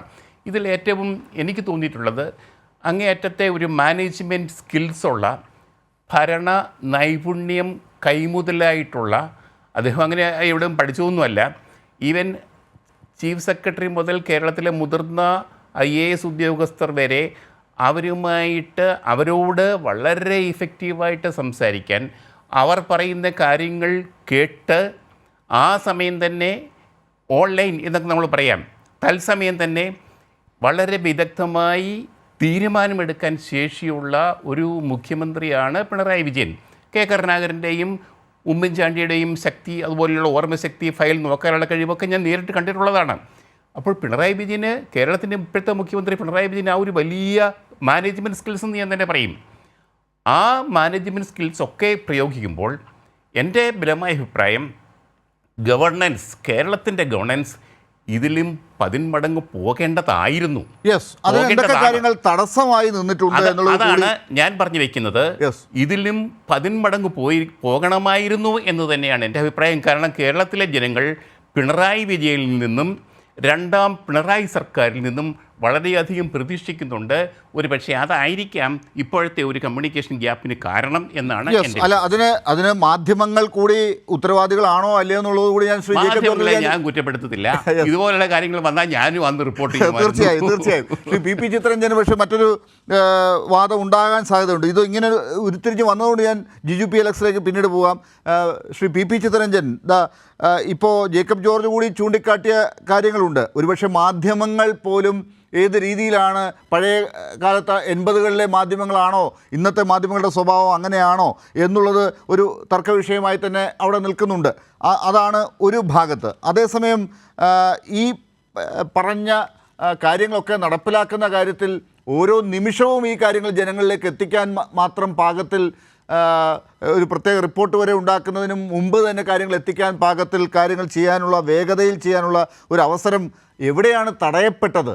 കേന്ദ്രം ഇടപെട്ടതിനെക്കുറിച്ച് മുഖ്യമന്ത്രി ഇന്ന് സൂചിപ്പിച്ചു. ഇതൊക്കെ വ്യക്തമായി ജനങ്ങളിലേക്ക് ഈ പ്രോഗ്രസ് റിപ്പോർട്ട് അവതരിപ്പിക്കുന്ന കൂട്ടത്തിൽ എത്തിയിട്ടുണ്ടോ എന്നാണ് ശ്രീ ജേക്കബ് ജോർജിൻ്റെ സംശയം. ശ്രീ ചിത്തരഞ്ജൻ,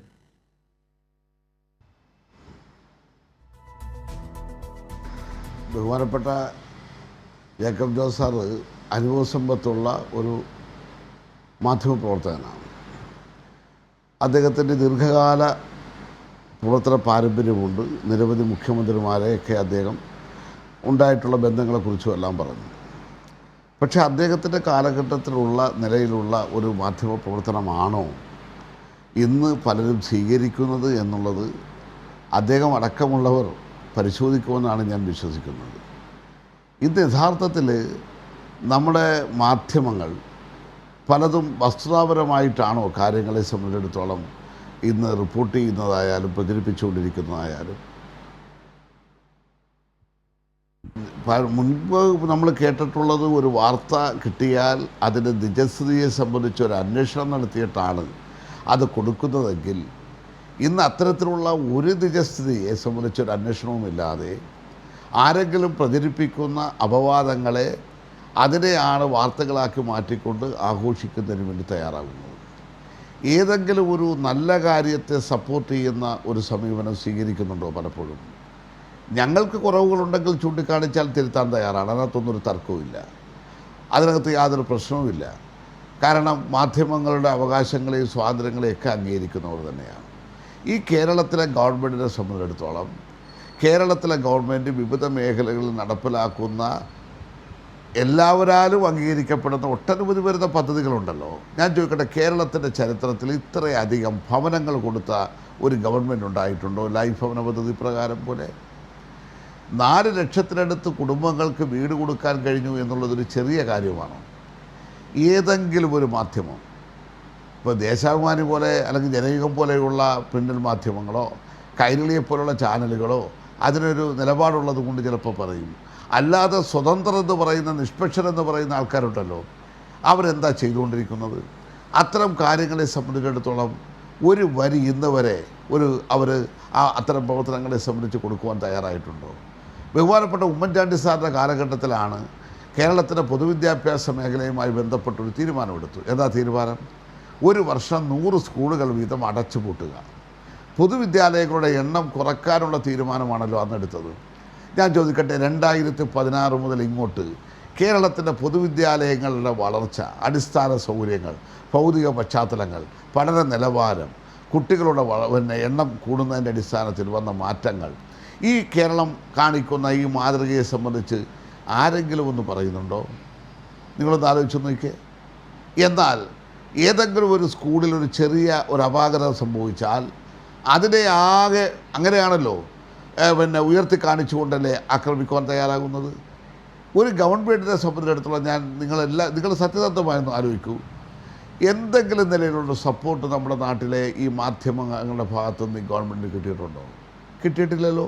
അപ്പോൾ മാധ്യമങ്ങളുടെ പരിലാളനയൊന്നും ഇനിയും നമ്മൾ പ്രതീക്ഷിക്കുന്നില്ല. കാരണം ഇന്നത്തെ മാധ്യമങ്ങൾ അത് നടത്തുന്നവരുടെ താല്പര്യങ്ങൾക്ക് വേണ്ടി ജോലിയെടുക്കുവാൻ അവിടെ നിൽക്കുന്നവർ പക്ഷേ അതേസമയം പി ചിത്രരഞ്ജൻ ഈ കാര്യങ്ങളൊക്കെ ജനങ്ങളിലേക്ക് എത്താനും മാധ്യമങ്ങളെ ഉപയോഗപ്പെടുത്താനും കൂടി തയ്യാറാകേണ്ടതുണ്ട് എന്നാണ് ശ്രീ ജേക്കബ് ജോർജ് പറഞ്ഞത്. അതിന് മറ്റു വഴികൾ തേടുന്നുണ്ടോ സർക്കാർ? അങ്ങനെ അതിൽ വിശ്വസിക്കുന്നുണ്ടോ? ജനങ്ങളിലേക്ക് അത് എത്തുമെന്ന്? ഏത് മാധ്യമങ്ങളാണ്? ഞാൻ ചോദിക്കട്ടെ, അല്ല ഇപ്പോൾ ഇന്നത്തെ കാലഘട്ടത്തിൽ നമ്മൾ കണ്ടല്ലോ, കേന്ദ്രത്തിലെ ഗവൺമെൻറ്റിന് വേണ്ടി, BJPയുടെ ഗവൺമെൻറ്റിന് വേണ്ടി രാജ്യത്തെ എല്ലാ വൻകിട കോർപ്പറേറ്റ് മാധ്യമങ്ങളും നടത്തിയ വലിയ പ്രചാരവേലയെ നേരിട്ടത് ഏതാനും വ്യക്തികൾ നടത്തിയ സോഷ്യൽ മീഡിയയിലൂടെയുള്ള അതിശക്തമായ ഇടപെടലായിരുന്നു എന്നുള്ളതെല്ലാം നമ്മുടെ സമൂഹം കണ്ടല്ലോ. അപ്പോൾ ഇനിയുള്ള കാലം പലതും മാറ്റിമറിച്ചുകൊണ്ടിരിക്കുന്ന അത്തരം യുഗങ്ങളിലൂടെയാണ്, അത്തരം മാറ്റങ്ങളിലൂടെയാണ്. അപ്പോൾ അതെല്ലാം വന്നോട്ടെ. ഇവിടെ എന്താ പ്രശ്നം? ഇവിടെ ഈ ഗവൺമെൻറ്റിനെ സംബന്ധിച്ചിടത്തോളം കേരളത്തിലെ ഗവൺമെൻറ് അദ്ദേഹം പറയാൻ വിട്ടുപോയൊരു കാര്യം ഞാൻ ഓർമ്മപ്പെടുത്തുന്നു. അദ്ദേഹത്തിൻ്റെ ദീർഘകാലത്തെ പാരമ്പര്യവും പരിചയവും വെച്ച് പ്രോഗ്രസീവ് റിപ്പോർട്ടുകൾ പ്രസിദ്ധീകരിക്കാൻ ഏതെങ്കിലും ഗവൺമെൻറ് ഇതിനു മുമ്പ് തയ്യാറായിട്ടുണ്ടോ? ഈ ഗവൺമെൻറ് അങ്ങനെ തയ്യാറായിട്ടുള്ളത് നല്ലതാണ് എന്ന് പറയാൻ അദ്ദേഹത്തിന് എന്താണ് മടിയെന്ന് എനിക്ക് ഒട്ടും മനസ്സിലാകുന്നില്ല. അങ്ങനെ അദ്ദേഹം അങ്ങനെ പറയുന്ന ആളല്ലല്ലോ. മടിയല്ല, അദ്ദേഹത്തിന് അതിനെക്കുറിച്ച് അഭിപ്രായം ഉണ്ടാവും. പക്ഷേ അദ്ദേഹം അതിനപ്പുറം ഇത് ജനങ്ങളിലേക്ക് എത്തുന്നുണ്ടോ എന്നതാണ് അദ്ദേഹം സംശയം. അതെന്തും ആയിക്കോട്ടെ, അല്ല ജനങ്ങളിൽ എത്തിക്കാതിരിക്കാൻ വേണ്ടിയുള്ള സംഘടിതമായിട്ടുള്ള പരിശ്രമമാണല്ലോ. ഇല്ലാത്ത വിവാദങ്ങൾ കുത്തിപ്പൊക്കിക്കൊണ്ട് വിവാദങ്ങളുടെ പിന്നാലെ ചർച്ചകൾ സംഘടിപ്പിക്കുന്നതല്ലാതെ ഈ മേന്മയേറിയ ഇത്തരം കാര്യങ്ങളെക്കുറിച്ചുള്ള ചർച്ചകൾ ഏതെങ്കിലും മറ്റ് ചർച്ചകൾ നടത്തേണ്ടതെന്ന് ഞാൻ പറയുന്നില്ല. പക്ഷേ ആ ചർച്ചകളുടെ സ്വഭാവങ്ങൾ പോലും നമ്മൾ പലപ്പോഴും കണ്ടുകൊണ്ടിരിക്കുന്നതാണല്ലോ. വൈകുന്നേരത്തെ ചർച്ചകളായാലും പത്രങ്ങളിലൂടെ വാർത്തകളായാലും അല്ലെങ്കിൽ ഒരു വാർത്ത തെറ്റായി പ്രസിദ്ധീകരിച്ചതിന് ശേഷം പിന്നീട് അതിനകത്ത് തങ്ങൾക്ക് തെറ്റുപറ്റിയെന്ന് പറഞ്ഞാൽ പിന്നെ സ്വീകരിക്കുന്ന സമീപനത്തെക്കുറിച്ചും എല്ലാം നമ്മൾ കാണുന്നതാണല്ലോ. അപ്പോൾ ഇത് ജനങ്ങളിൽ എത്തിക്കുന്നതിന് വേണ്ടിയുള്ള പരിശ്രമത്തിൻ്റെ ഭാഗമായിട്ട് തന്നെയാണ് പ്രോഗ്രസ് റിപ്പോർട്ട് മുന്നോട്ട് വെച്ചിട്ടുള്ളത്. പിന്നെ കോൺഗ്രസിൻ്റെ പ്രതിനിധി ഇവിടെ 2-3 കാര്യങ്ങൾ പറഞ്ഞു. അതേക്കുറിച്ച് ഇവിടെ പറയാതെ പോകാനൊക്കില്ല. കാരണം എൻ്റെ ഊഴമായതുകൊണ്ട് അത് പറയാതെ പോകാനൊക്കില്ല. ഈ തൊഴിൽ കൊടുക്കുക എന്ന് പറഞ്ഞു കഴിഞ്ഞാൽ എങ്ങനെയാണ് തൊഴിൽ കൊടുക്കുന്നത്? ഗവൺമെൻറ് കുറേ സ്ഥാപനങ്ങൾ ആരംഭിച്ചുകൊണ്ട് തൊഴിൽ കൊടുക്കാൻ ഇന്ത്യൻ സാഹചര്യത്തിൽ കഴിയുമോ ഇന്ന്? എന്നാൽ കേന്ദ്രത്തിലെ BJPയുടെ ഗവൺമെൻറ് വിൽക്കാൻ വെച്ച പൊതുമേഖലാ സ്ഥാപനങ്ങളെ കേരളത്തിലെ ഗവൺമെൻറ് വിലക്ക് വാങ്ങി ആ സ്ഥാപനങ്ങളെ പൊതുമേഖലയിൽ നിലനിർത്തിക്കൊണ്ട് പോകുന്നതിൻ്റെ അനുഭവം നമ്മുടെ മുമ്പിലുണ്ടല്ലോ. കേരളത്തിലെ നിയമസഭയിൽ ജില്ല തിരിച്ചുള്ള കണക്കുകൾ വെച്ചല്ലോ ബഹുമാനപ്പെട്ട വ്യവസായ മന്ത്രി കഴിഞ്ഞ 1 ലക്ഷം തൊഴിലവസരങ്ങൾ സൃഷ്ടിക്കുമെന്ന് പറഞ്ഞിട്ട് ആ 1 ലക്ഷം തൊഴിൽ സംരംഭങ്ങൾ അത് എല്ലാ ജില്ലകളിലും അത് പൂർത്തീകരിച്ചതും അതിനകത്ത് ഓരോ MLA-മാർ വഹിച്ച പങ്ക് അതടക്കം ബഹുമാനപ്പെട്ട വ്യവസായ മന്ത്രി പറഞ്ഞല്ലോ. ഞാൻ ഓർക്കുകയാണ്, കണ്ണൂരിൽ നിന്ന് തന്നെയുള്ള ഇരിക്കൂറിൽ നിന്നുള്ള MLA അദ്ദേഹത്തിൻ്റെ ഇടപെടലിനെക്കുറിച്ച് അടക്കം ബഹുമാനപ്പെട്ട വ്യവസായ മന്ത്രി പേരെടുത്ത് പറഞ്ഞ് സഭയിൽ പ്രശംസിക്കുകയുണ്ടായി. ഈ കേരളത്തിൽ ലക്ഷക്കണക്കിന് വരുന്ന ആൾക്കാർ 1, 2 പേർ, 5 പേർ, 10 പേർ തൊഴിലവസരങ്ങൾ ഉണ്ടാക്കാൻ വേണ്ടി നടപടി സ്വീകരിച്ചു. 55,000-ഓളം വരുന്ന പുതിയ തൊഴിലവസരങ്ങൾ ഈ കേരളത്തിൽ കൊടുത്തു. കേരളത്തിലെ ഈ ഗവൺമെൻറ് ഇന്ത്യ രാജ്യത്തിൻ്റെ കണക്കെടുത്താൽ PSCയിൽ ഇത്രയധികം നിയമനം നടന്നിട്ടുള്ളൊരു സംസ്ഥാനം കേരളമല്ലാതെ വേറെ എവിടെയെങ്കിലും ഉണ്ടോ? കേരളത്തിൽ നടപ്പിലാക്കിയല്ലേ. ഓരോ മേഖലയും ഞാൻ എണ്ണി പറയുവാൻ ഞാൻ ആഗ്രഹിക്കുകയല്ല. ഈ കേരളത്തെ സംബന്ധിച്ചിടത്തോളം കേരളത്തിലെ ഗവൺമെൻറ് ചെയ്യാൻ കഴിയുന്ന പരമാവധി കാര്യങ്ങൾ ചെയ്യാൻ ശ്രമിക്കുമ്പോൾ അതിന് തടസ്സം വരുന്ന ഘടകത്തെക്കുറിച്ച് അദ്ദേഹം മൗനമാണ് പാലിച്ചത്. അത് കോൺഗ്രസിൻ്റെ പൊതുവായ നയമാണ്. പിന്നെ എന്താ പറയുന്നത്? സെസ്സിനെ സംബന്ധിച്ചിടത്തോളം സാമൂഹ്യ സെസ്സിനെ കുറിച്ചെല്ലാം പറഞ്ഞല്ലോ. ഞാനൊരു പേര് കൂടെ പറഞ്ഞിട്ട് ഡോക്ടർ ലാൽ ബഹുമാനപ്പെട്ട ധനകാര്യമന്ത്രി തന്നെ പറഞ്ഞല്ലോ, ആ സെസ് മുഖാന്തരം നമുക്ക് 160 കോടി രൂപ കിട്ടി ഒരു മാസം. 900 കോടി രൂപ പെൻഷൻ കൊടുക്കാൻ വേണം. കേന്ദ്ര ഗവൺമെൻറ് തരാനുള്ള കാശ് പിടിച്ചു വെച്ചു. പിന്നെ സംസ്ഥാനത്തിന് പെൻഷൻ മുടങ്ങില്ലേ? പക്ഷെ മനസ്സിലാക്കേണ്ട ഒരു കാര്യം എന്താ?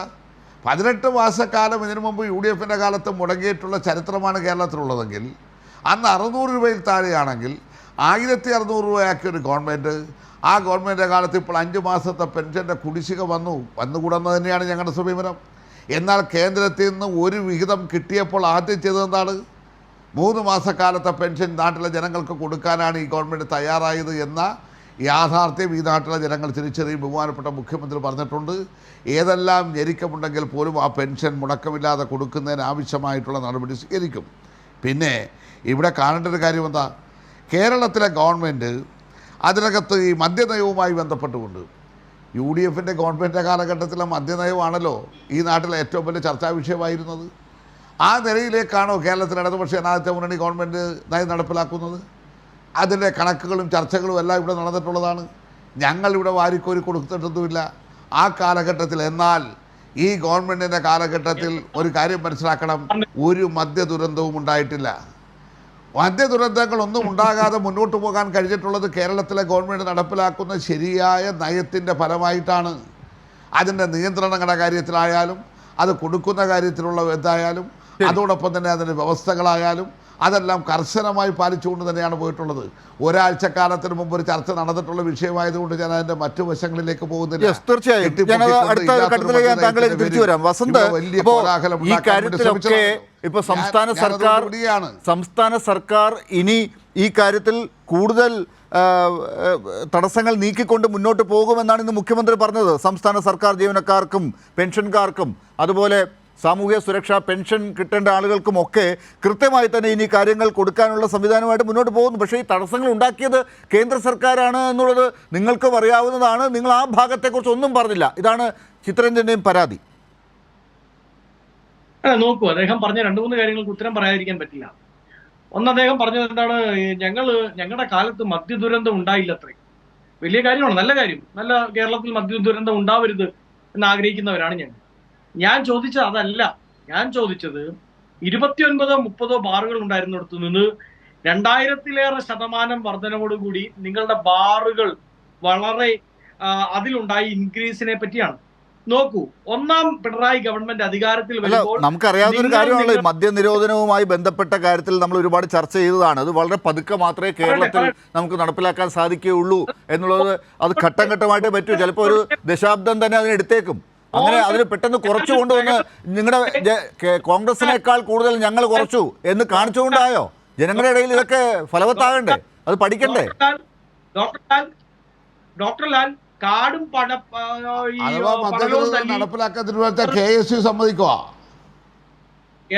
അല്ലാതെ അങ്ങനെയാണെങ്കിൽ തിരുവനന്തപുരത്ത് SFയുടെ ജില്ലാ സെക്രട്ടറി കാണിച്ചത് കണ്ടില്ലായിരുന്നു?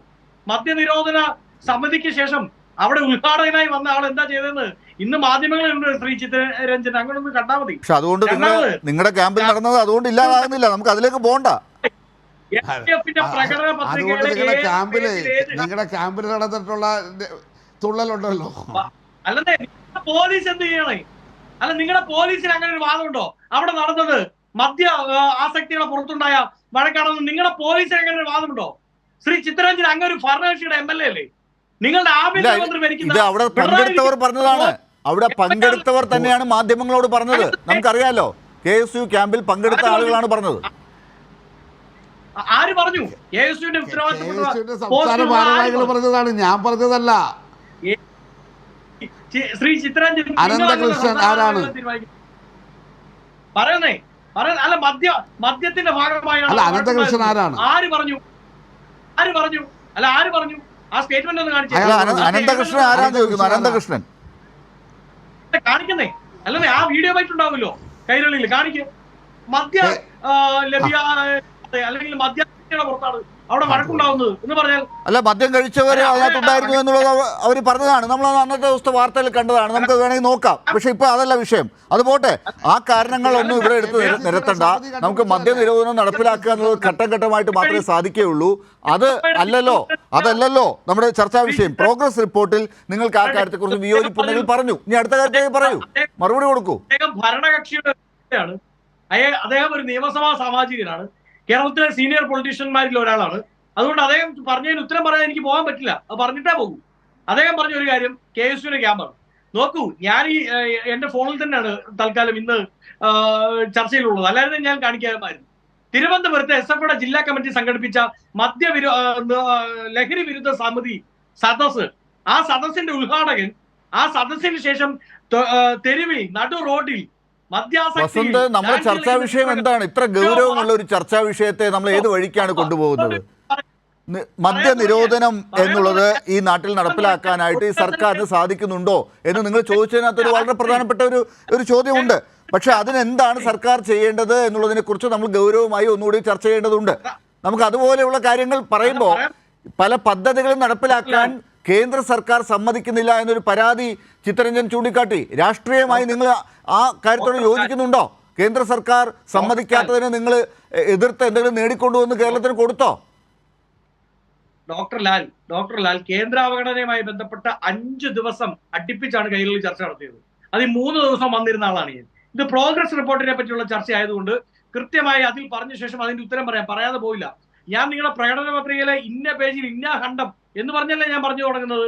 അപ്പൊ ഞാൻ ഇതിനെപ്പറ്റി പഠിച്ചിട്ടായിരിക്കുമല്ലോ ഇവിടെ ഇരിക്കുന്നത്, അല്ലാതെ ഇടത് വക്താവ് പറയുന്നത് പോലെ അല്ലെങ്കിൽ അപ്പൊ എനിക്ക് പറയാനുള്ള സമയം തരണം. നോക്കൂ ഗുഡ് ഗവർണൻസ് എന്നാണ് ഈ പ്രോഗ്രസ് റിപ്പോർട്ടിൽ ഒരു കാര്യം പറയുന്നത്. CNDG കഴിഞ്ഞ പ്രാവശ്യത്തെ റിപ്പോർട്ട് പ്രകാരം 75,000 കോടി രൂപയാണ് പിരിക്കാവുള്ളത്. അതിൽ കോടതി വ്യവഹാരങ്ങളിൽ പെടാത്തത്, കോടതി വ്യവഹാരങ്ങളിൽ പെട്ടത് പോട്ടെ, കോടതിയിൽ നിന്ന് അനുവദിച്ച് കിട്ടണം, പെടാത്ത എമൗണ്ട് 28,000 കോടി രൂപയാണ്.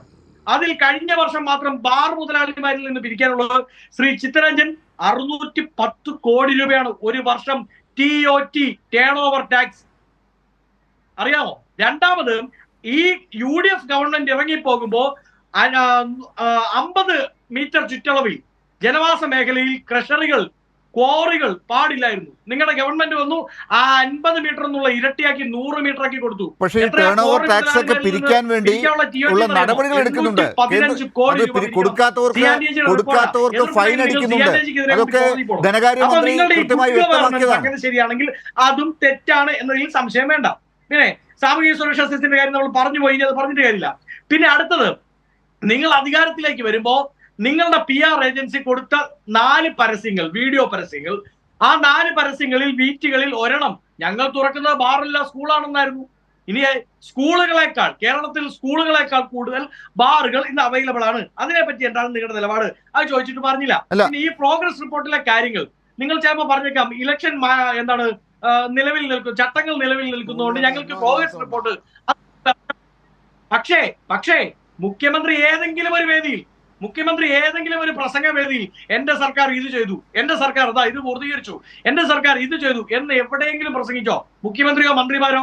അത് പ്രസംഗിക്കാനുള്ള ആർജവം ഇലക്ഷൻ സമയത്ത് വസന്ത് ഈ കാര്യത്തിൽ ഇപ്പോഴും മദ്യത്തിൽ മാത്രമാണ് ഊന്നി നിൽക്കുന്നത്. ഈ പറയുന്ന മദ്യ ഷാപ്പുകൾ തുറന്ന കാര്യത്തിൽ മാത്രമാണ് താങ്കൾക്ക് വീണ്ടും വിയോജിപ്പ് ഉള്ളത്. ഞാൻ വരാം, ശരി ഞാൻ വരാം. പ്രൊഫസർ ജിജു അലക്സ്, അത് ഈ കാര്യത്തിൽ കേന്ദ്ര സർക്കാരിൻ്റെ തടസ്സമാണ് ഏറ്റവും പ്രധാനപ്പെട്ട ഒരു പ്രശ്നമായി എപ്പോഴും മുഖ്യമന്ത്രി ചൂണ്ടിക്കാട്ടിയിട്ടുള്ളത്, ഇടതുപക്ഷം മുഴുവൻ പറയുന്നത്, ഇപ്പോഴും ഈ ചർച്ചയിലും വന്നത്. അത് പ്രധാനപ്പെട്ട ഒരു കാര്യമായി പ്രതിപക്ഷം കാണുന്നില്ല എന്ന് എനിക്ക് തോന്നുന്നു. എന്താണ് ശരിക്കും ആ വിഷയം എന്നുള്ളത് താങ്കൾക്ക് ഇവിടെ വ്യക്തമാക്കാൻ സാധിക്കുമോ? നമ്മൾ ഈ പ്രോഗ്രസ് റിപ്പോർട്ടിനെ കുറിച്ച് പറയുമ്പോൾ, ഈ പ്രോഗ്രസ് റിപ്പോർട്ടിൽ ഉൾപ്പെടുത്തിയിരിക്കുന്ന ഓരോ വികസന ലക്ഷ്യവും ഇതുവരെയുള്ള ബജറ്റുകളിൽ പ്രതിഫലിച്ചിട്ടുണ്ട്. ആ ബജറ്റുകളിൽ പ്രതിഫലിച്ചിട്ടുണ്ടെന്ന് മാത്രമല്ല, അത് തദ്ദേശ ഭരണ സ്ഥാപനങ്ങളുടെ പ്രവർത്തന പരിപാടികളിൽ ഉൾപ്പെടെ പ്രതിഫലിച്ചിട്ടുണ്ട്. അപ്പൊ അതൊരു യഥാർത്ഥത്തിൽ ഒരു കണ്ടിന്യൂ ആണ്. അത് എല്ലാ തലത്തിലുള്ള ഭരണ സംവിധാനങ്ങൾക്കും ഒരുപോലെ ബാധകമാകുന്ന വിധത്തിലാണ് നമ്മുടെ ഈ വികസന ലക്ഷ്യങ്ങൾ നമ്മൾ വിന്യസിച്ചിട്ടുള്ളത്. അത് ബജറ്റിനെ കുറിച്ച് പറയുമ്പോൾ, നമ്മളിത് ചെയ്യണമെങ്കിൽ നമ്മൾ ഉദ്ദേശിക്കുന്ന തരത്തിലുള്ള ധനവിഭവങ്ങൾ ആവശ്യമാണ്. ആ ധനവിഭവങ്ങളിൽ ഉണ്ടായിട്ടുള്ള കുറവിനെ കുറിച്ച് കഴിഞ്ഞ 4-5 മാസമായിട്ട് കേരളം പൊതുവെ ചർച്ച ചെയ്തിട്ടുള്ളതാണ്. വലിയ തോതിലുള്ള ധനവിഭവങ്ങളുടെ കുറവുണ്ടാകുന്ന സമയത്ത് നമ്മൾ ഉദ്ദേശിക്കുന്ന വേഗതയിൽ ചിലപ്പോൾ ഈ വികസന ലക്ഷ്യങ്ങൾ നമുക്ക് പ്രാപിക്കുക അത്ര എളുപ്പമല്ല, അത് ലക്ഷ്യസ്ഥാനത്തെത്തി എളുപ്പമല്ല എന്ന് എല്ലാവർക്കും മനസ്സിലാവും. കേരളത്തെ സംബന്ധിച്ചിടത്തോളം കഴിഞ്ഞ 2 വർഷങ്ങളായി അല്ലെങ്കിൽ 3 വർഷങ്ങളായി ഏറ്റവും കൂടുതൽ നാം പരിശ്രമിക്കുന്നത് ഈ വികസന ലക്ഷ്യങ്ങൾ നേടുന്നതിനാണ്. അത് വലിയ തോതിൽ വിജയിക്കുന്നുണ്ട്. ഉദാഹരണത്തിന് സുസ്ഥിര വികസന ലക്ഷ്യങ്ങളുടെ കാര്യത്തിൽ നീതി ആയോഗിന്റെ 1ാം സ്ഥാനം കഴിഞ്ഞ 3 വർഷങ്ങളായി കേരളത്തിന് തുടർച്ചയായിട്ട് ലഭിച്ചുകൊണ്ടിരിക്കുകയാണ്. നാഷണൽ ഹെൽത്ത് അതോറിറ്റിയുടെ വിവിധ പുരസ്കാരങ്ങൾ നിരന്തരമായി ലഭിച്ചുകൊണ്ടിരിക്കുകയാണ്. അതുപോലെ തന്നെ നിരവധിയായിട്ടുള്ള മറ്റ് മേഖലകളിലെ ഒന്നാം സ്ഥാനം കേരളത്തിന് നിലനിർത്താൻ കഴിയുന്നുണ്ട്. ഇത് വെറുതെ പറയുന്നതല്ല. ഇതിപ്പോ പ്ലാനിംഗ് ബോർഡിൽ നിന്നുള്ള ഒരു പ്രതിനിധി എന്ന രീതിയിൽ ഇത് പറയുന്നത് മുഴുവൻ കണക്കുകളുടെ അടിസ്ഥാനത്തിലാണ്. അത് പ്രകടന പത്രികയിൽ വളരെ കൃത്യമായിട്ട് അത് പറഞ്ഞിട്ടുമുണ്ട്. ഏറ്റവും പ്രധാനപ്പെട്ട കാര്യം നമുക്കറിയാവുന്ന പോലെ ഉദാഹരണത്തിന് തൊഴിൽ സംരംഭങ്ങളുടെ കാര്യം എടുക്കുക. കേരളത്തിലെ തൊഴിൽ സംരംഭങ്ങൾ ഉണ്ടായിട്ടുള്ള കുതിച്ചുചാട്ടം വളരെ വലുതാണ്. കോവിഡിന് ശേഷമാണ് അത് സംഭവിച്ചിട്ടുള്ളത് നമ്മൾ ആലോചിക്കണം. വലിയ തോതിൽ തൊഴിൽ മേഖലയിൽ ഒന്ന് ഡിജിറ്റൽ തൊഴിലുകൾ ലഭ്യമാക്കുന്ന കാര്യത്തിൽ, പുതിയ സംരംഭങ്ങൾ ലഭ്യമാക്കുന്ന കാര്യത്തിൽ, ഉദാഹരണത്തിന് വ്യവസായ വകുപ്പ് 1 വർഷം നീണ്ട സംരംഭകത്വ വർഷം നടത്തിയതിനെ ഒരു വലിയ ദേശീയ മാതൃകയായിട്ട് നീതി ആയോഗ് അംഗീകരിച്ചിട്ടുണ്ട്. അപ്പൊ ഇതൊക്കെ പറയുമ്പോഴും ഉണ്ടാകുന്ന ഏറ്റവും പ്രധാനപ്പെട്ട പ്രശ്നം മറ്റു മേഖലകളിൽ ഇതിനൊക്കെ നമ്മൾ പണം ചെലവാക്കേണ്ടതായിട്ടുണ്ട്. മറ്റു മേഖലകളിൽ നാം ഉദ്ദേശിക്കുന്ന അത്ര തരത്തിലുള്ള ക്യാഷ് ഫ്ലോ അല്ലെങ്കിൽ നമുക്ക് ലഭിക്കാനുള്ള വിഭവങ്ങൾ കിട്ടിയില്ല എങ്കിൽ നമുക്കിത് ചെയ്യാൻ പ്രയാസമായി വരും. ആ പ്രയാസം നമ്മൾ അനുഭവിച്ചിട്ടുണ്ട്. നമുക്ക് ലഭിക്കേണ്ടുന്ന പദ്ധതി വിഹിതത്തിൽ വലിയ കുറവ് വന്നിട്ടുണ്ട്. നമുക്ക് ലഭിച്ചുകൊണ്ടിരുന്ന GST കോമ്പൻസേഷൻ വെട്ടിക്കുറച്ചിട്ടുണ്ട്. ആ കണക്കുകളിലോട്ട് ഞാൻ പോകുന്നില്ല. കാരണം കേരളം ചർച്ച ചെയ്തതാണ്, കേരളം അതിനെതിരായിട്ട് കേസ് നൽകിയിട്ടുള്ളതാണ്, സുപ്രീം കോടതി അതിന് അനുകൂലമായിട്ടുള്ള വിധി വന്നിട്ടുള്ളതാണ്. അപ്പൊ ഇത് കേരളത്തിൽ എല്ലാവർക്കും അറിയാവുന്ന കാര്യമാണ്. അല്ല, അപ്പോഴും വസന്ത ചൂണ്ടിക്കാട്ടിയ ഒരു കാര്യം എന്താ വെച്ചാൽ ചില കാര്യങ്ങൾ നികുതിയുടെ കാര്യത്തിലൊക്കെ TOT ഉൾപ്പെടെയുള്ള കാര്യങ്ങളിലൊക്കെ പിരിച്ചെടുക്കുന്നതിനൊക്കെ പരാജയം സംഭവിച്ചു എന്നാണ്. അങ്ങനെയുണ്ടോ? അതിനകത്ത് നമ്മൾ മനസ്സിലാക്കേണ്ട ഒരു കാര്യം, നമ്മൾ നേരത്തെ പറഞ്ഞിട്ടുള്ള കണക്കാണ്. കേരളത്തിലെ നമ്മളിപ്പോൾ ചെലവഴിക്കുന്ന മുഴുവൻ പദ്ധതി വിഹിതത്തില് അല്ലെങ്കിൽ നമ്മൾ വികസനത്തിന് വേണ്ടി ചെലവഴിക്കുന്ന തുകയില് ഏതാണ്ട് 70% കേരളത്തിന്റെ സമർത്ഥമായിട്ടുള്ള കാര്യക്ഷമമായിട്ടുള്ള നികുതി പിരിവിൽ നിന്ന് മാത്രം ലഭിക്കുന്നതാണ്. ഓൺ റവന്യൂ ആണ്, സ്വന്തം വരുമാനമാണ്. മറ്റൊരു സംസ്ഥാനത്തിന് അവകാശപ്പെടാൻ കഴിയാത്ത തരത്തിൽ നമുക്ക് കഴിഞ്ഞ പ്രാവശ്യം ഏതാണ്ട് 22% വർധനവ് നികുതി പിരിവിൽ ഉണ്ടാക്കിയിട്ടുള്ള ഒരു സംസ്ഥാനമാണ്. വളരെ പ്രയാസമാണ് അത്തരത്തിലുള്ള ഒരു വർധനവ് ഒരൊറ്റ വർഷം കൊണ്ട് അല്ലെങ്കിൽ 2 വർഷം ഉണ്ടാക്കുക എന്നുള്ളത്. മറ്റ് സംസ്ഥാനങ്ങളുടെ നികുതി പിരിവിന്റെ വർധനമായിട്ട് അത് താരതമ്യപ്പെടുത്തിയിട്ട് വേണം നമ്മൾ അതിനെക്കുറിച്ച് പറയാൻ. അപ്പൊ അങ്ങനെ വരുമ്പോൾ കേരളത്തിൽ ഇപ്പോഴും ഈ തരത്തിലുള്ള ധനഞ്ഞെരുക്കം ഉള്ളപ്പോഴും നമുക്ക് ലഭിക്കാനുള്ള കേന്ദ്ര സഹായം ലഭിക്കാതിരിക്കുമ്പോഴും ഈ തരത്തിലെങ്കിലും നമുക്ക് മുന്നോട്ട് പോകാൻ കഴിഞ്ഞത് നമ്മുടെ വളരെ കാര്യക്ഷമമായിട്ടുള്ള നികുതി പിരിവിന്റെ സംവിധാനം കൊണ്ടാണ്. തീർച്ചയായിട്ടും അതിനകത്ത് 100% നമുക്ക് കാര്യക്ഷമത കൈവരിക്കാൻ കഴിഞ്ഞു എന്ന് അവകാശപ്പെടാൻ കഴിയില്ല. തീർച്ചയായിട്ടും ഒരുപാട് മുന്നോട്ട് പോകാനുണ്ട്. ഈ പറഞ്ഞ 900 വികസന ലക്ഷ്യങ്ങളിൽ പോലും എല്ലാം നടത്തി എന്നല്ല ഗവൺമെന്റ് പറയുന്നത്. അത് നിർവഹണത്തിന്റെ വിവിധ ഘട്ടങ്ങളിലാണ്, ലക്ഷ്യപ്രാപ്തിയുടെ വിവിധ ഘട്ടങ്ങളിലാണ്. ആ വിവിധ ഘട്ടങ്ങൾ കഴിഞ്ഞ അടുത്ത 2 വർഷം കൊണ്ട് പരമാവധി പൂർത്തീകരിക്കുക എന്നുള്ളതാണ് നമ്മൾ ലക്ഷ്യമാക്കുന്നത് എന്നുള്ളതാണ് നമ്മൾ മനസ്സിലാക്കേണ്ടത്. അപ്പൊ ഈ പ്രധാനപ്പെട്ട കാര്യം, ഇതൊരു വലിയ ഒരു അളവുകോലാണ് ഗവൺമെന്റ് എങ്ങനെ പ്രവർത്തിച്ചു. ഓരോ മേഖലയിലും നമ്മളിപ്പോ 1-2 വിഭാഗത്തിൽപ്പെടുന്ന ആൾക്കാരുടെ മാത്രമല്ല ഗവൺമെന്റ് എന്ന് പറയുന്നത് വളരെ നാനാവിധമായിട്ടുള്ള തുറകളിൽപ്പെടുന്ന മനുഷ്യരുടെ ഒരു നേതൃത്വമാണ്. അപ്പൊ ഇത്തരത്തിലുള്ള ഓരോ വിഭാഗം വരുന്ന മനുഷ്യരുടെയും അവര് ബന്ധപ്പെടുന്ന മേഖലകളിൽ എന്തുമാത്രം പ്രവർത്തനങ്ങൾ നടന്നു എന്ന് പ്രത്യേകം വേർതിരിച്ച് നമ്മൾ ഇതിനകത്ത് മനസ്സിലാക്കേണ്ടതായിട്ടുണ്ട്. അത്തരത്തിലുള്ള ഒരു വിശകലനമാണ് ആവശ്യം. ഉദാഹരണത്തിന് IT മേഖലയിൽ എന്ത് സംഭവിച്ചു എന്നുള്ളത് നോക്കുമ്പോൾ IT മേഖലയില് നമ്മൾ ഇപ്പോ 3 IT പാർക്കുകളിലായിട്ട് ഏതാണ്ട് 50,000-ലധികം പുതിയ തൊഴിലവസരങ്ങളാണ് കഴിഞ്ഞ 3 വർഷമായിട്ട് വന്നിട്ടുള്ളത്. അതുപോലെ ഡിജിറ്റൽ കേരളയെ കുറിച്ച് ചോദിച്ചു. ഡിജിറ്റൽ കേരളയില് നമ്മൾ DWMS എന്ന് പറയുന്ന ഒരു ഡിജിറ്റൽ പ്ലാറ്റ്ഫോമിൽ മാത്രമായിട്ട് നമുക്ക് ഇതിനെ 1 ലക്ഷം പേർക്ക് തൊഴിൽ കൊടുക്കാൻ കഴിഞ്ഞിട്ടുണ്ട്. മാത്രമല്ല KFON എന്ന് പറയുന്ന ഏതാണ്ട് 11,000-ലധികം ഗവൺമെന്റ് സ്ഥാപനങ്ങൾക്ക് ഫ്രീ ആയിട്ട് ഇന്റർനെറ്റ് കണക്ഷൻ കൊടുക്കുന്ന അവസ്ഥ വന്നിട്ടുണ്ട്. ദരിദ്ര ഭവനങ്ങൾക്ക് ഇന്റർനെറ്റ് കണക്ഷൻ കൊടുക്കുന്നുണ്ട്. ഇതൊക്കെ കേരളത്തെ കേന്ദ്രം ഉൾപ്പെടെയുള്ള അന്താരാഷ്ട്ര ഏജൻസികൾ ഉൾപ്പെടെയുള്ള ഒരു പ്രശംസിച്ച ചില മേഖലകളാണ്. ഈ പറയുന്ന മാതൃകകൾ നമ്മൾ ഉണ്ടാക്കി എന്നുള്ളത് ചർച്ചയ്ക്ക് വിധേയമാക്കണം എന്നുള്ളതാണ് എന്റെ അഭിപ്രായം. പക്ഷേ അത് പ്രധാനപ്പെട്ട മാധ്യമങ്ങളിൽ പോലും ചർച്ച ആകുന്നില്ല എന്നുള്ളത് കൂടി എന്നുള്ളതാണ്. ഇതിനെ വസ്തുനിഷ്ഠമായിട്ട് ചർച്ച ചെയ്യേണ്ട ആവശ്യമുണ്ട് എന്നുള്ളതാണ് എനിക്ക് ചൂണ്ടിക്കാണിക്കാനുള്ളത്. നമുക്ക് അവസാന ഘട്ടത്തിലേക്ക് വരാം. ജേക്കബ് ജോർജ് ഒരു 1.5 മിനിറ്റാണ് കഷ്ടിച്ച് തരാനുള്ളത്. ഈ പറഞ്ഞ കാര്യത്തിലൊക്കെ ചിലപ്പോൾ പഴയ രീതിയിലുള്ളൊരു കമ്മ്യൂണിക്കേഷൻ രീതി ആയിരിക്കില്ല. ഇപ്പോൾ നമ്മൾ ധ്രുവറാട്ടിയുടെ കാര്യത്തിൽ കണ്ടു. 1.5 മിനിറ്റ് മതി. പക്ഷെ നിങ്ങൾ രണ്ടുപേരും ചിത്രരഞ്ജൻ സഖാവും ലാലും മാധ്യമങ്ങളെ കുറ്റം പറയുന്നത് മാധ്യമങ്ങളെ ഉപയോഗിക്കാൻ അറിയണം. അല്ല, കുറ്റപ്പെടുത്തിയതല്ല, പക്ഷേ ആക്ഷേപിച്ചിട്ട് കാര്യമില്ല ലാലെ. ഇത് മാധ്യമങ്ങളെ ഉപയോഗിക്കാൻ അറിയണം. അതൊക്കെ കഴിയും. ഞങ്ങളുടെയൊക്കെ ചെറുപ്പകാലത്ത് 80കളിൽ അത് കേരളത്തിലെ പ്രധാന പത്രക്കാരാണ്. ജോൺ മുണ്ടക്കയം, മനോരമ, ഗൗരിദാസൻ നായർ, ഹിന്ദുവിൻ്റെ correspondent, UNA Suresh, PTI Murali, ഞങ്ങളൊക്കെയാണ് ഇങ്ങനെ ദിവസവും മന്ത്രിമാരെ കാണാൻ പോകുന്നത്. ഈ മന്ത്രിമാരൊക്കെ ആലപ്പുഴ ചെന്നാലും കോട്ടയത്ത് ചെന്നാലും പോകുമ്പോഴൊക്കെ പത്രക്കാരെ കാണും. മാധ്യമങ്ങളുമായിട്ട് പത്രപ്രവർത്തകരുമായിട്ട് നിരന്തരമായൊരു ബന്ധം അവർക്കൊക്കെ തീർച്ചയായിട്ടും. പക്ഷെ അപ്പോഴും ചിത്രരഞ്ജൻ ചോദിക്കുന്ന ഒരു കാര്യമുണ്ട്. ഈ കണ്ട progress report Shri Jacob George കണ്ടില്ലേ എന്നുള്ളതാണ്. അപ്പോൾ താങ്കൾ അത് പറയാതെ പോകരുത്. അല്ലല്ല, പ്രോഗ്രസ് റിപ്പോർട്ടിനെ കുറിച്ച് തന്നെയാണ് ഞാൻ ഈ പറയുന്നത്. പക്ഷേ പ്രോഗ്രസ് റിപ്പോർട്ട് നമ്മളതിനകത്ത് എണ്ണിയാണോ പറയുന്നത്? ചർച്ച ചെയ്യുമ്പോൾ എല്ലാം പറയണമല്ലോ. 1 മണിക്കൂർ കിടക്കുമല്ലേ ലാലേ? അപ്പോൾ ഞാൻ പറയുന്നത് ഇതുപോലെ ഇപ്പം നമുക്ക് രാഷ്ട്രീയക്കാർ തുറന്ന് വർത്തമാനം പറയണം. അതുതന്നെയാണ് എൻ്റെ തിയറി. രാഷ്ട്രീയക്കാർ വർത്തമാനം പറഞ്ഞെങ്കിലേ രാഷ്ട്രീയക്കാർക്ക് വളർച്ച ഉണ്ടാവുള്ളൂ. ഇപ്പം നമ്മുടെ പി രാജീവ് നന്നായിട്ട് വർത്തമാനം പറയാം. അങ്ങനെ ഒരു മിതഭാഷയാണ് അദ്ദേഹം. പക്ഷേ എങ്കിലും പറയാനുള്ളത് നല്ല ശക്തമായിട്ട് തുറന്ന് പറയും. പത്രക്കാരെ കാണുന്നതിനും മടിയില്ല. റിയാസ് വളരെ ശക്തമായിട്ട് പറയുന്നയാളാണ് റിയാസ്.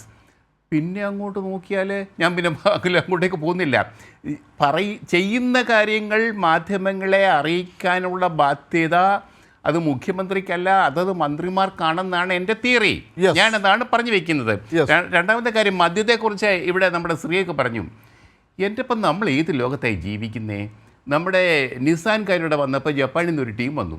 അവർ അന്നത്തെ ചീഫ് സെക്രട്ടറി ടോം ജോസിനോട് ചോദിച്ചു, വൈകുന്നേരം നിങ്ങൾ എന്താ ചെയ്യുന്നത്? അവർ നൈറ്റ് ലൈഫിനെ കുറിച്ചാണ് പറഞ്ഞത്. അപ്പം ടോം ജോസ് സത്യക്രിസ്ത്യാനി കത്തോലിക്കൻ ജോസ് പറഞ്ഞു, ഞങ്ങൾ വൈകുന്നേരം കുരിശും വരച്ച് കിടന്ന് ഉറങ്ങും, പ്രാർത്ഥിച്ചിട്ട് കിടന്ന് ഉറങ്ങും. അതാണ് ടോം ജോസിൻ്റെ അന്നത്തെ മറുപടി. ഇത് കേരളത്തിലെ IT പാർക്കിനെ കുറിച്ചൊക്കെ ബഹുമാനപ്പെട്ട അലക്സ് പറഞ്ഞു. IT പാർക്കിൽ നൈറ്റ് ലൈഫ് ഒരു പ്രധാനമാണ്. അവർ എത്ര മണിക്കൂറുകൾക്കെതിരെ വർക്ക് ചെയ്യുന്നവരാണ്. അവർക്ക് വൈകുന്നേരം ഒന്ന് ഉല്ലസിക്കണം. അതൊന്നും ഒരു മഹാപാപമല്ല. സിറിയക്കെ കേരളത്തിൽ മദ്യക്കട പെരുകി എന്ന് പറയുന്നതിൽ അത്ഭുതമില്ല.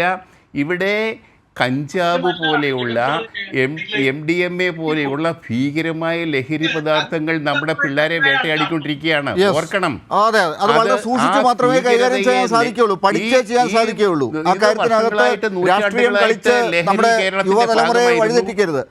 തന്നെയാണ് ശ്രീ ജേക്കബ് ജോർജും പറഞ്ഞു വന്നത്. നൂറ്റാണ്ടുകളായിട്ട് മനുഷ്യൻ ലഹരി ഉപയോഗിച്ചിരുന്നു. അത് ഒരു ഗവൺമെൻറ് വിചാരിച്ചാൽ ഒരു സുപ്രഭാതത്തിൽ നിർത്താൻ പറ്റുന്ന കാര്യമല്ല. അറിയാമല്ലോ ബാറുകൾ എങ്ങനെയാണ് ഉമ്മൻചാണ്ടി ഗവൺമെൻറ്റിനെ തകർത്തത് എന്നറിയാമല്ലോ. അതും കൂടെ ഓർക്കണം. ശരി വസന്ത് 1 മിനിറ്റ്. മതി. ഞാനേ ശ്രീ ജേക്കബ് ജോസ് സാർ, ഞാൻ പറഞ്ഞത് ഒന്ന് അങ്ങ് പുതുതലമുറയെ തെറ്റിദ്ധരിച്ചിരിക്കുന്നു. നൈറ്റ് ലൈഫ് എന്ന് വെച്ചാൽ മദ്യമല്ല. അത് അങ്ങ് മനസ്സിലാക്കാത്തത് എന്തുകൊണ്ടാണ് എന്ന് എനിക്കറിയില്ല. അങ്ങയുടെ ജനറേഷൻ ഗ്യാപ്പ് ഉണ്ടാവും. രണ്ടാമതായുള്ള ഒരു പ്രശ്നം, ഇല്ല, നമ്മൾ ആ വാക്കുകളുടെ അർത്ഥം വെച്ച് നോക്കണ്ട. അദ്ദേഹത്തിന് പറയാൻ പറ്റുന്ന അദ്ദേഹം പറഞ്ഞു, മാന്യമായ ഭാഷയിൽ പറഞ്ഞു, എല്ലാവർക്കും അത് മനസ്സിലാവുന്നുണ്ട്. അല്ല, അതിനേക്കാൾ മാന്യമായാണല്ലോ ഞാൻ പറഞ്ഞത് ബാഹുകൾ വേണ്ടെന്നല്ല. അങ്ങനെ ആയിരുന്നെങ്കിൽ ഈ ന്യൂ ജനറേഷൻ എറയെ വളരെ കൃത്യമായി നേരത്തെ അറിയുന്ന ഇടതുപക്ഷം അവരുടെ പ്രകടന പത്രികയുടെ ഇത്രാമത്തെ പേജിൽ ഇത്രാമത്തെ ഖണ്ഡത്തിൽ ഇങ്ങനെ ഒരു വാക്ക് എഴുതി വെക്കരുതായിരുന്നു. അവർ KPSC ലളിതയും ഇന്നസെന്റിനെ പോലെ ഇവരുടെ MP ആയിരുന്ന, ഇവരുടെ സാംസ്കാരിക മേഖലയുടെ ഭാഗമായിരുന്ന 2 പേരെ കൊണ്ട് പരസ്യം ചെയ്ത് കൈരളിയും ഈ നേരത്തെ നമ്മൾ പറഞ്ഞ ഹാൻഡിൽ ചെയ്യാൻ അറിയത്തില്ല. അല്ല, അത് കൈരളിയൊക്കെ അന്ന് കൊടുത്തോണ്ട് എനിക്കറിയാം. അത് UDFന്റെ കാലത്ത് എങ്ങനെയാണോ ഈ മദ്യത്തെ കൈകാര്യം ചെയ്തത് അതുപോലെ അല്ല LDF ചെയ്യുക എന്നുള്ളതാണ് ആ പരസ്യത്തിന്റെ അർത്ഥം. അത് മനസ്സിലാക്കിയ ജനങ്ങളാണ് വോട്ട് ചെയ്തത് 2021. അതായത് മുഖ്യമന്ത്രിക്കോ മന്ത്രിമാർക്കോ മാധ്യമങ്ങളെ കൈകാര്യം ചെയ്യാൻ അറിയില്ല. കാര്യം എന്താണെന്ന് വെച്ചാൽ ഏതെങ്കിലും മാധ്യമ പ്രവർത്തനം അടുത്ത് ചെല്ലുമ്പോൾ കണക്ക് പുറത്തെന്ന് പറയും. പിന്നെ എങ്ങനെയാണ് അവിടെ പോയി കാര്യങ്ങൾ ചോദിച്ച് മനസ്സിലാക്കി മാധ്യമങ്ങൾക്ക് റിപ്പോർട്ട് ചെയ്യാൻ പറ്റുക? പക്ഷേ ഇതൊക്കെ നിങ്ങൾ ആഗ്രഹിച്ചു, മോഹിച്ചു. പക്ഷേ 2021 എന്ത് സംഭവിച്ചു? PP ചിത്രരഞ്ജൻ, അവസാനത്തെ 1 മിനിറ്റ്. മുഖ്യമന്ത്രിയുടെ പ്രോഗ്രസ് റിപ്പോർട്ട് എന്തുകൊണ്ട് ജനങ്ങളിലേക്ക് എത്തിക്കുന്നില്ല എന്ന് അവർ തന്നെ പഠിക്കട്ടെ. അവർ തന്നെ അതിനെപ്പറ്റി വിശകലനം നടത്തും.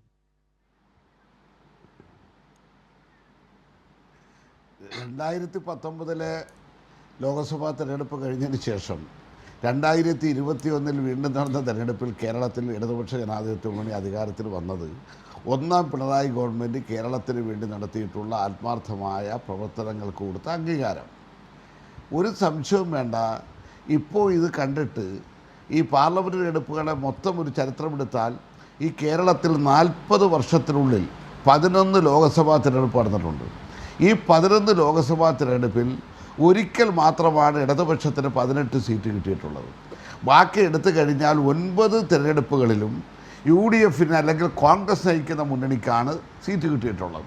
അത് കണ്ട് ആരും അഹങ്കരിച്ചിട്ടൊന്നും ഒരു കാര്യമില്ല.